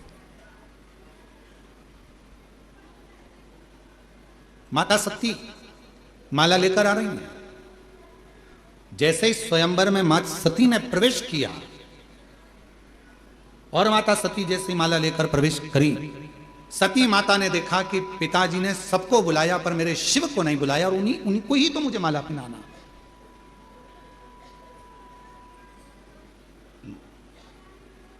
एक प्रसंग है, बड़ा सुंदर है, पर्वत मुनि और तुमरुका जी का एक बड़ा सुंदर प्रसंग आता है। थोड़ा ध्यान देना इस प्रसंग पर, शायद आपकी जिंदगी में भी कभी ऐसा हुआ होगा। इस प्रसंग को यदि आप सुनेंगे, स्मरण करेंगे तो आपके ध्यान में आएगा। पर्वत मुनि और तुमरुका जी का प्रसंग। एक बार पर्वत मुनि और तुमरुका जी का यह संवाद करता है कि पर्वत मुनि पुष्प लेकर आ रहे थे। जितने भी आस्था चैनल पर सुन रहे हैं, फेसबुक यूट्यूब पर कथा सुन रहे हैं, या बाबा देवादिदेव महादेव की पवित्र कंकर शंकर की भूमि पर कथा सुन रहे हैं, थोड़ा ध्यान देना। पर्वत मुनि पुष्प लेकर आ रहे थे, और पर्वत मुनि जब पुष्प लेकर आ रहे थे, इतने में पुष्प ले जाते वो तुमरुका जी के पास रुक गए, और तुमरुका जी से उनका संवाद होने लगा, बात होने लगी। जब तुमरुका जी के मुख से पर्वत मुनि ने शिव जी के बारे में सुना, शंकर जी की लीला को सुना, शिव के स्मरण को सुना, शिव के गुणगान को सुना, शंकर जी के भजन को सुना, शिव के गुणगान को सुनना, शिव का कीर्तन सुनना, शिव का भजन सुनना, शिव का नाम जाप सुनना, ये जब पर्वत मुनि ने तुमरुका जी के मुख से सुना, तो तुमरुका जी के मुख से सुनते ही पर्वत मुनि के हृदय में ये बैठ गया कि ये जो पुष्प है, जो मैं भगवान नारायण के लिए लेकर जा रहा था, अब ये पुष्प मैं भगवान शंकर को समर्पित करूंगा, भगवान शिव जी को चढ़ाऊंगा।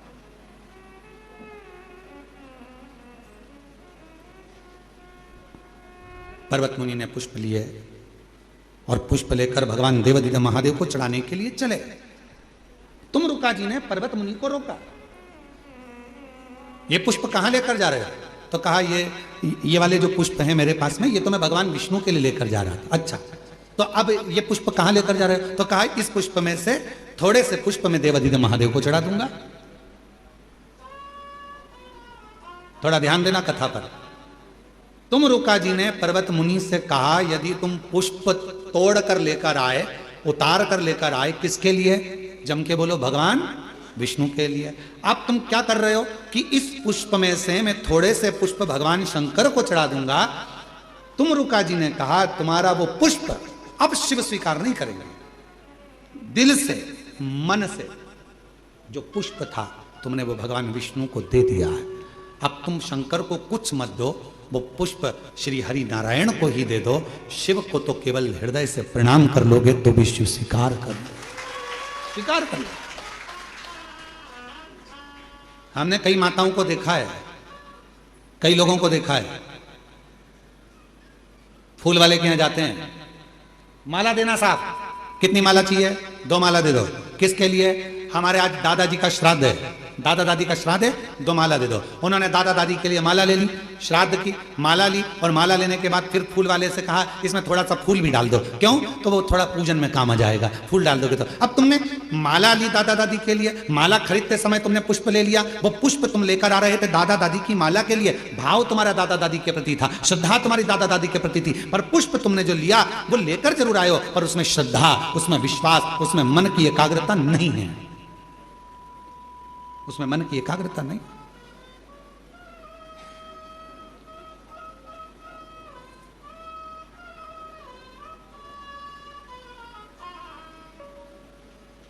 वो भाव एक बड़ा सुंदर सा है।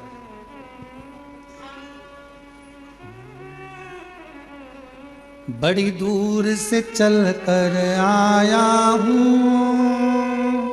मेरे बाबा तेरे दर्शन के लिए, मेरे बाबा तेरे दर्शन के लिए, बड़ी दूर से चल कर आया हूँ मेरे बाबा तेरे दर्शन के लिए, मेरे बाबा तेरे दर्शन के लिए।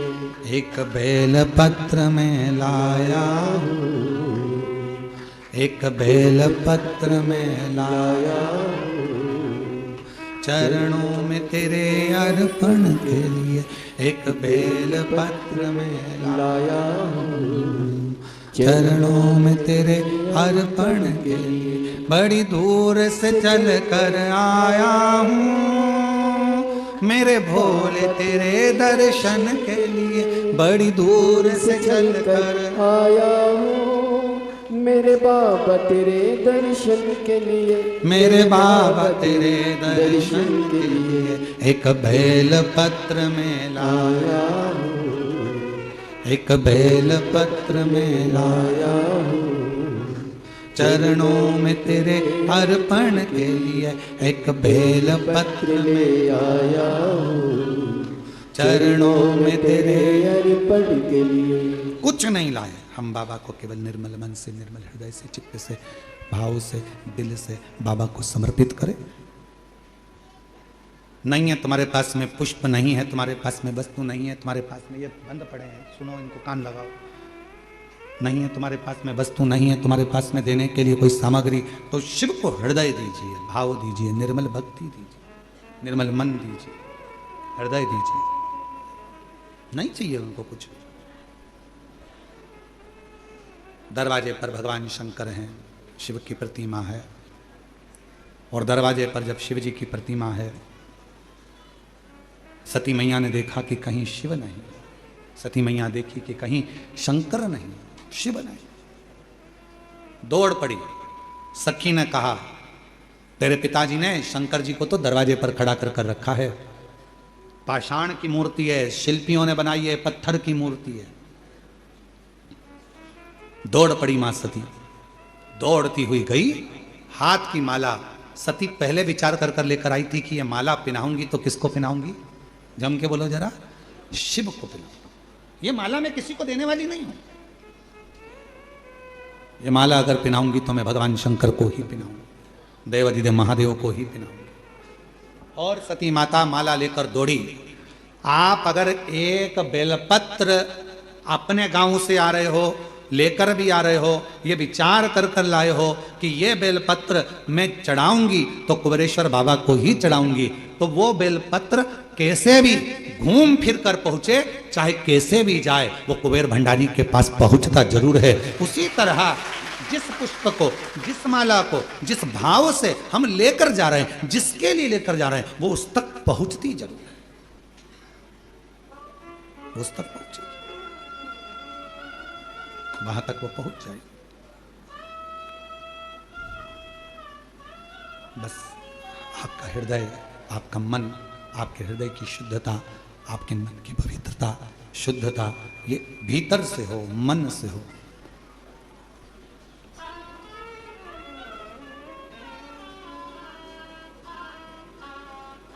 एक पत्र है, अच्छा है, देखिए।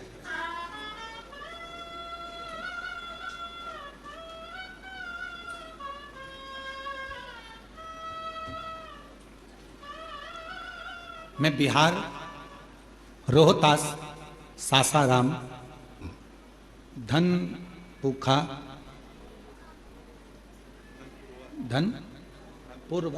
धनपूर्वा का निवासी हूँ।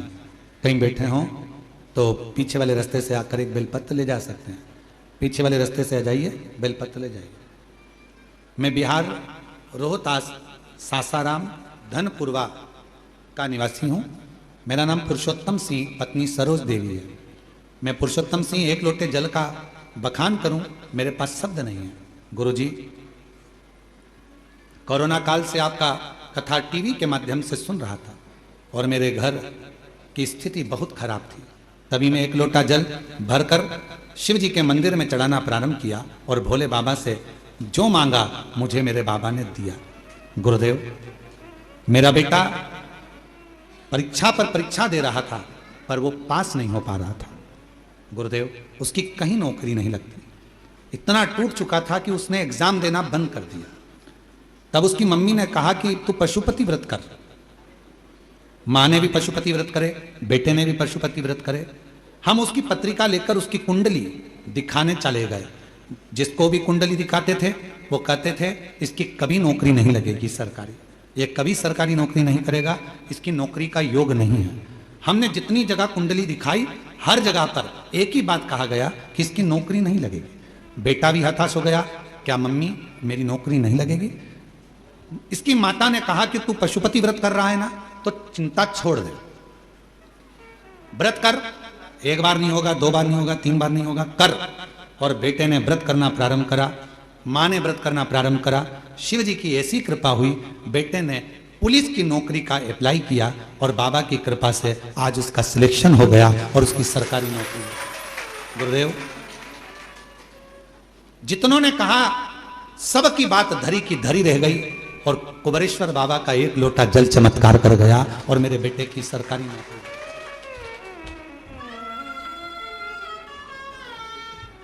शंभू, बताइए, एक बेटे को बाबा की कृपा है, ये धर्मपत्नी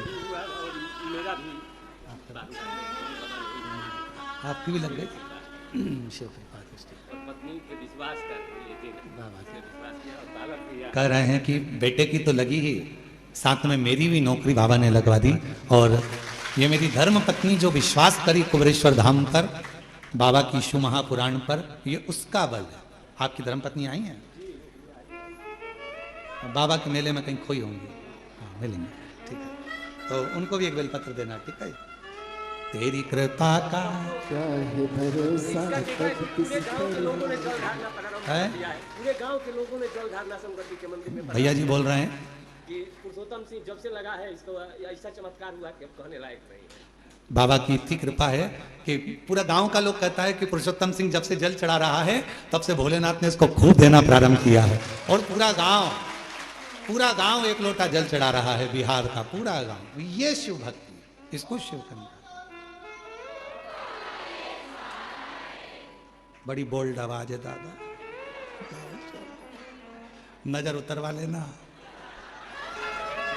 यहां तो माइक लगाकर आवाज नहीं आ रही है और तुम्हारी जोरदार आवाज आ रही है, इससे जोरदार क्या हो सकता है? अब तुम लोग भी बोल लो, बहुत जोरदार बोले वो, एक बार उनके साथ वापिस बोल बम का नारा है। आश्रित हो शिव पर, और जितने शिव पर आश्रित होगे, जितने शंकर पर आश्रित होगे, उतने अपनी जिंदगी को सुखमय जियोगे अपने जीवन।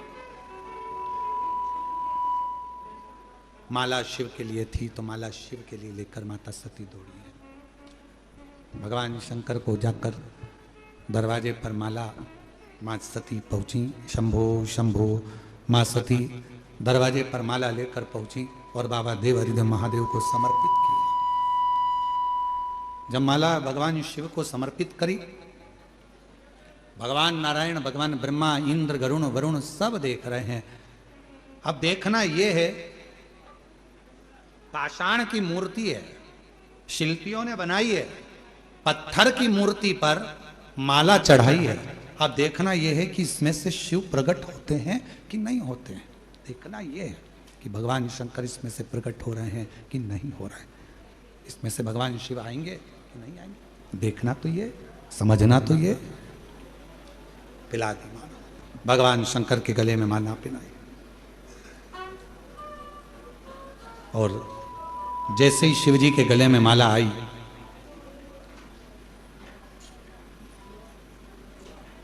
माला केवल पिनाई थी, कुछ देर में उसी पाषाण की मूर्ति में से मेरा देव अधिदेव महादेव प्रकट हो गया। मेरा शिव उसी मूर्ति में।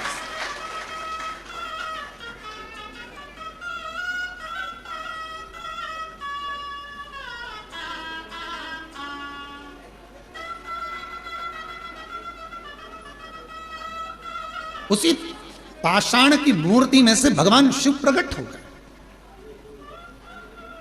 जो दुनिया के लोग कहते हैं क्या कंकर में शंकर है, जो दुनिया के लोग कहते हैं क्या पत्थर में भगवान है, जो दुनिया के लोग कहते हैं कि कुबेरेश्वर धाम का एक कंकर शंकर का प्रतिबिंब होता है,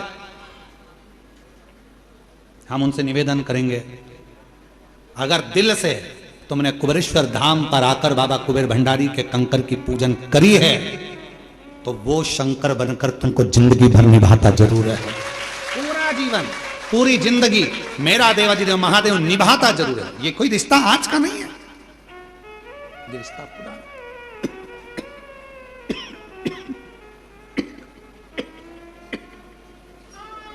ये रिश्ता आज का नहीं है, ये रिश्ता पुराना है। डीले डालो डीले थोड़ा सा, ये रिश्ता पुराना है। आज का संबंध नहीं है, भोलेनाथ जी से संबंध पुराना है, पुराना संबंध। हम आपसे पूछें, एक बात बताओ, तुम बिना बुलाए किसी की शादी में चले जाते हो क्या? बोलो बोलो। तुम बिना बुलाए किसी के घर पर चले जाते हो क्या? कोई फोन करेगा बुलाएगा तो ही तो जाओगे ना। कुबेरेश्वर धाम क्या तुम बिना बुलाए आ गए? कुबेर भंडारी ने तुमको इशारा कर कर बुलाया होगा, जो तुमने एक लोटा जल चढ़ाया होगा तो उसके फल से तुम्हें।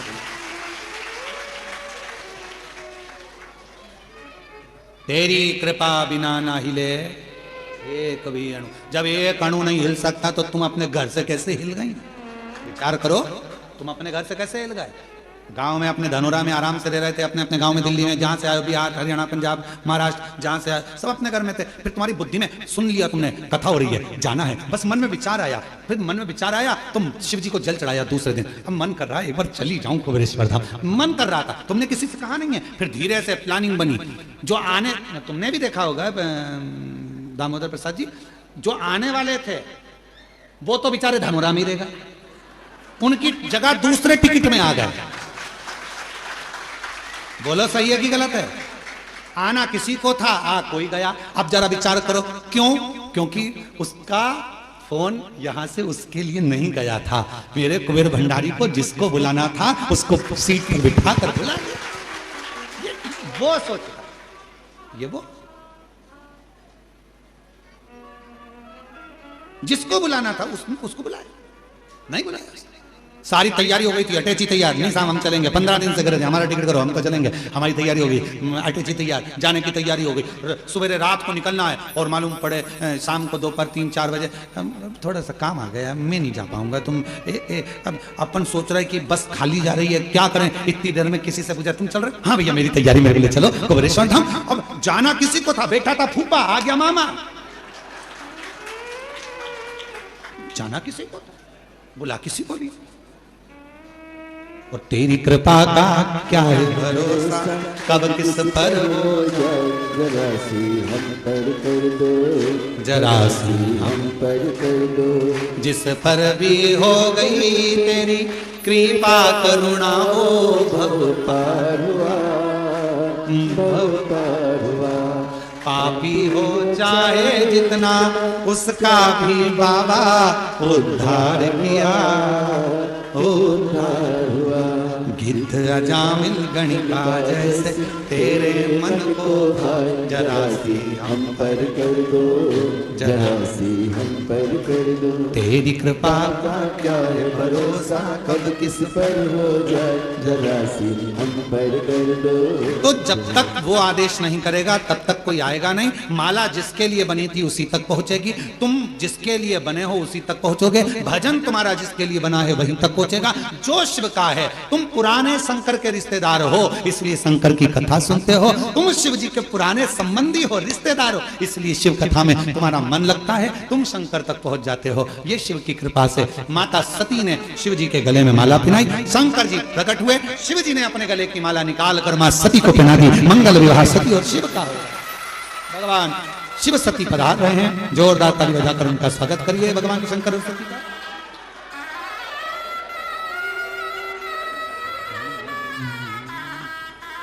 मां पार्वती जी शिव जी के गले में जयमाला पहना रही हैं। ठाकुर कल्लू जी महाराज के चरणों में नमन करते हुए, परम सत्य परमादरणीय विश्वविख्यात पूज्य गुरुदेव के पावन चरणों को नमन करते हुए और आप सभी शिव भक्तों के चरणों में नमन करते हुए सुंदर आज कथा के हम सभी तीसरे दिवस में प्रवेश करेंगे। उससे पहले जो हमारे सनातन धर्म की संस्कृति है, हमारी सभ्यता है, सभी भक्तगण, सभी जजमान परिवार व्यासपीठ का पूजन करते हुए और पूज्य गुरुदेव से आशीर्वाद प्राप्त करते हुए और कथा के मुख्य जजमान जिन्होंने ये सुंदर कथा का आयोजन रखा, स्वर्गीय श्री मायाराम जी साहू, स्वर्गीय श्रीमती सोनपति जी साहू, स्वर्गीय श्रीमती बुधिया जी साहू, स्वर्गीय श्री मोहनलाल जी साहू की स्मृति में श्री दामोदर प्रसाद जी साहू परिवार एवं समस्त ग्रामवासी धनोरा छत्तीसगढ़ से यह सुंदर कथा कुबेरेश्वर धाम पर कराकर सभी जीवों को कृतार्थ करा है, आनंद में करा है। एक बार जोरदार ताली बजाकर स्वागत करें। और देखिए, जीव पर जब तक बाबा भोलेनाथ की कृपा ना हो तब तक इस पृथ्वी पर, इस दुनिया में, संसार में कोई भी कार्य संभव नहीं हो सकता। हम सभी देवाधिदेव महादेव के चरणों के दास हैं, उनकी कृपा दृष्टि के साए में ही अपना जीवन यापन करना चाहते हैं। हम सभी महादेव के मंदिर जाएं, देवालय जाएं, भगवान का जल अभिषेक करें और अपने मन की बात, अपने हृदय की बात हम महादेव से कह सके। बड़ा ही सुंदर और सरल तरीका हम सभी को पूज्य गुरुदेव ने बताया है। एक लोटा जल सारी समस्याओं का हल। एक लोटा जल लेकर हम पास के मंदिर जाते हैं, देवालय जाते हैं, भगवान का जल अभिषेक करते हैं तो निश्चित ही सारी समस्याओं का निदान तो निकलता है, साथ में महादेव की कृपा भी हम सभी जीव पर विद्यमान होती है। और यही हम सभी शिव महापुराण की कथा से हम सभी ने जाना है और नियमित रूप से एक लोटा जल चढ़ाना प्रारंभ करा है। लोगों की जिंदगी संवर गई है, भक्तों के मन में एक अजीब सा उत्साह, एक अजीब सा माहौल बना रहता है। एक लोटा जल की चढ़ाने के लिए भक्त लंबी कतार लगाते हैं और हम सभी ने देखा है। देखिए, आज कुबेर भंडारी की पावन धरा पर ऑनलाइन ये कथा चल रही है, लेकिन हम सभी देख सकते हैं किस प्रकार से भक्त ना ही गर्मी देखते हैं, ना ही धूप देखते हैं, ना ही आंधी देखते हैं, ना ही तूफान देखते हैं, ना ही बारिश देखते हैं। भक्त नियमित रूप से बस बाबा भोलेनाथ के चरणों में बैठकर कथा अमृत का लाभ लेकर अपने जीवन को कृतार्थ करते हैं, आनंद में करते हैं। ये दृढ़ भक्ति, ये दृढ़ शक्ति हम सभी को कहीं और देखने को नहीं मिलेगी। केवल और केवल शिव महापुराण की कथा में ही इतना भक्तों का जो महादेव के प्रति लगाव है, महादेव के प्रति जो भाव है, ये केवल और केवल शिव महापुराण की कथा में ही हमें देखने को प्राप्त होता है। और ऑनलाइन ये कथा 29 अक्टूबर तक कुबेर भंडारी की पावन धारा पर चलेगी, लेकिन हम सभी को ज्ञात है 14 नवंबर से 20 नवंबर तक बाबा बैजनाथ की पावन धरा पर सुंदर अलौकिक दिव्य कथा होने जा रही है, जो कि श्री विठल सेवा समिति द्वारा प्रतिवर्ष हमेशा ज्योतिर्लिंग में कथा आयोजित करी जाती है, जिसमें आप भी इसके हिस्सा बन सकते हैं, आप भी इसमें भाग ले सकते हैं। तो जो भी भक्त बाबा बैजनाथ की पावन धरा पर जजमान पद ग्रहण करना चाहते हैं, वे इस नंबर पर संपर्क कर सकते हैं 8821073039। इस नंबर पर आप जजमान पद ग्रहण करने के लिए संपर्क कर सकते हैं और अपने जीवन को कृतार्थ कर सकते हैं, आनंद में कर सकते हैं।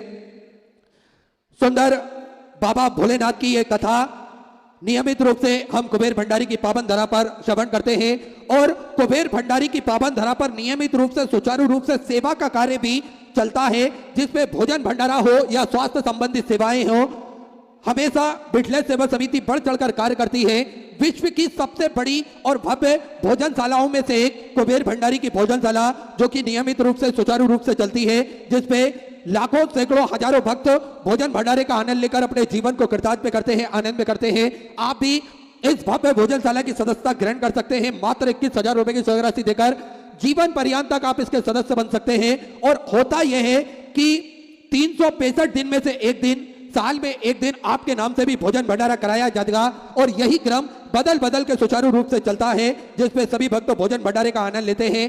स्वास्थ्य संबंधी सेवाओं में पूज्य गुरुदेव हमेशा बढ़ चढ़कर कार्य करते हैं। आप सभी को ज्ञात है, विगत कई वर्षों से प्राथमिक उपचार केंद्र जो कि पूज्य गुरुदेव के सानिध्य में निःशुल्क रूप से चलता आ रहा है, जिसमें दवाई गोली भी निःशुल्क रूप से वितरण की जाती है और समय समय अनुसार स्वास्थ्य शिविर निःशुल्क रूप से लगाए जाते हैं ताकि के भक्त अपने स्वास्थ्य संबंधी जानकारी बड़े ही आराम से प्राप्त कर सके।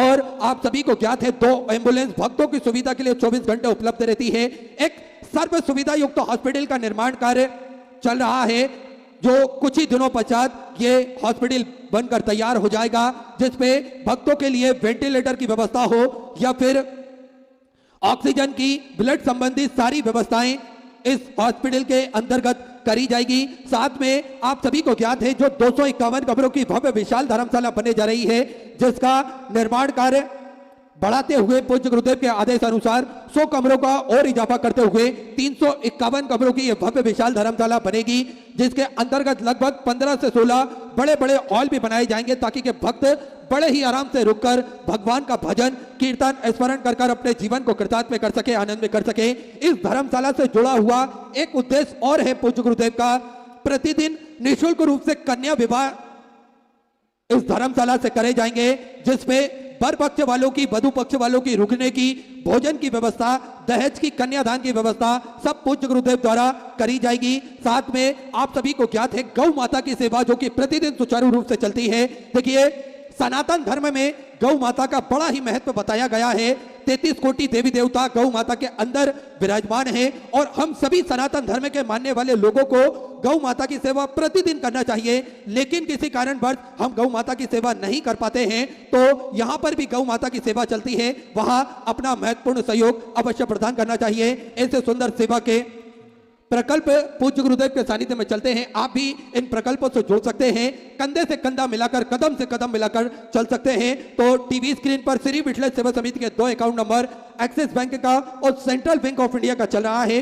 दोनों में से किसी भी अकाउंट में अपनी स्वराशि जमा कर कर अपना नाम व्हाट्सएप पर भेज सकते हैं। आइए सीधे व्यासपीठ की शरण में चलते हैं। पूज्य गुरुदेव के सानिध्य में हम सभी आज सुंदर तीसरे दिवस की कथा श्रवण करेंगे। जय जय श्री राधे, हर हर महादेव, श्री शिवाय नमस्तुभ्यं।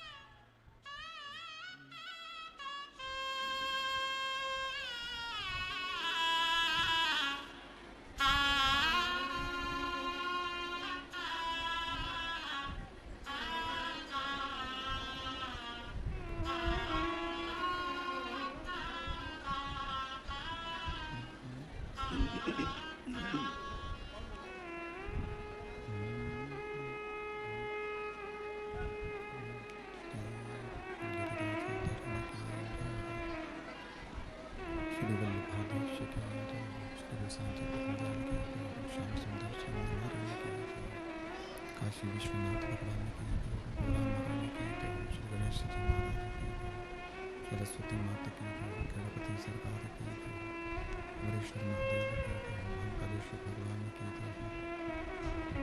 ओंकारेश्वर भगवान की, चिंतन गणेश जी महाराज की, मासीवन महारानी की, संत सतुर्देव की माता की, चिंता संतान हंतारो यत्पदानो ऋणवाश्रयनं तनितचार्यं ब्रह्मणि यदुतो जन्तुवा सर्वघातिगो भवेत्तमं सर्वदा वन्दे श्रीमद्वल्लभनन्दनं अज्ञानतिमिरागास्य ज्ञानतिशलाकया चक्षुरुन्मिलितं तस्मै श्रीगुरुवे नमः। नमामि हृदयशेषलीलाचरद्दिशयनं लक्ष्मीशास्त्रनिसर्मानं कलानिधिं चतुर्भीष्व शिवजायते स्वपञ्चदा हृदये।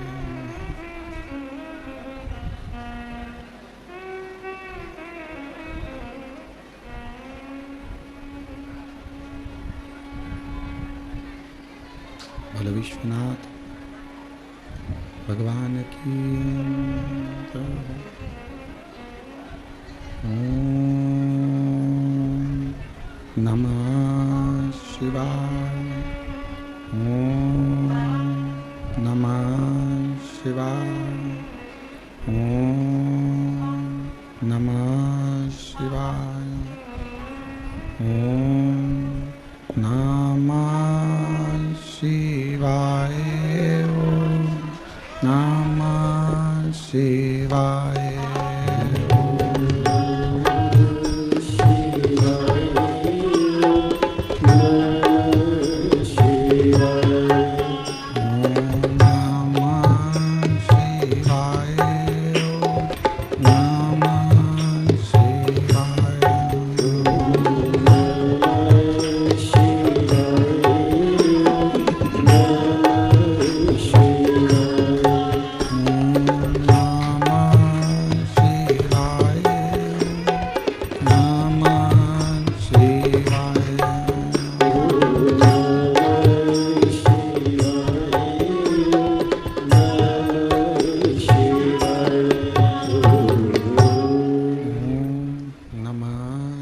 शिवाय। ओम नमः शिवाय। ओम नमः शिवाय। ओम नमः शिवाय।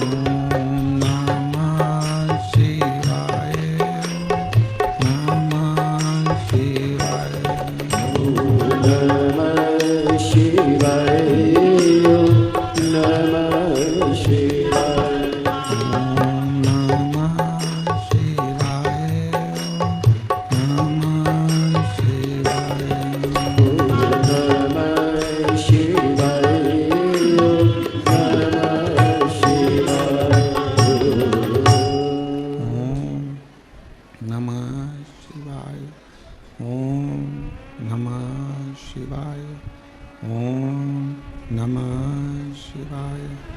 विश्वनाथ भगवान की जय।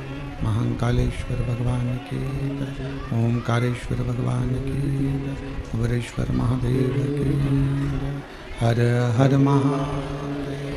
हर हर महादेव। हर हर महादेव। काशी विश्वनाथ ओगरदानी त्रिकालदर्शी कैलाशी अविनाशी भगवान शिव, जिनकी पुनीत पावन पवित्र शिव महापुराण की कथा बाबा देवादिदेव महादेव के पवित्र धाम कुबरेश्वर धाम की पवित्र धरा पर बाबा देवादिदेव महादेव की कृपा करुणा से ये पवित्र कथा 12 ज्योतिर्लिंग के मध्य बिंदु कुबरेश्वर धाम पर आयोजित है। ऑनलाइन ये कथा बाबा के इस पवित्र धाम से चल रही है। स्वर्गीय श्री मायाराम साहू जी, स्वर्गीय श्रीमती सोनवती साहू जी, स्वर्गीय श्रीमती बुधिया साहू जी, स्वर्गीय श्री मोहनलाल साहू जी की स्मृति में दामोदर प्रसाद साहू जी परिवार, समस्त ग्रामवासी धनोरा के सौजन्य से ये पवित्र कथा दामोदर मास में दामोदर प्रसाद जी करा रहे हैं। एक बार जोरदार ताली बजाकर उनका स्वागत करेंगे। अभिनंदन। शिव कृपा से ये पवित्र अवसर है जो ये भगवान देवादिदेव महादेव की ये पवित्र कथा, डीले डालो, डीले हल्का सा, पवित्र कथा आप और हम सब भगवान शिव की ये पवित्र भूमि से श्रवण कर रहे हैं।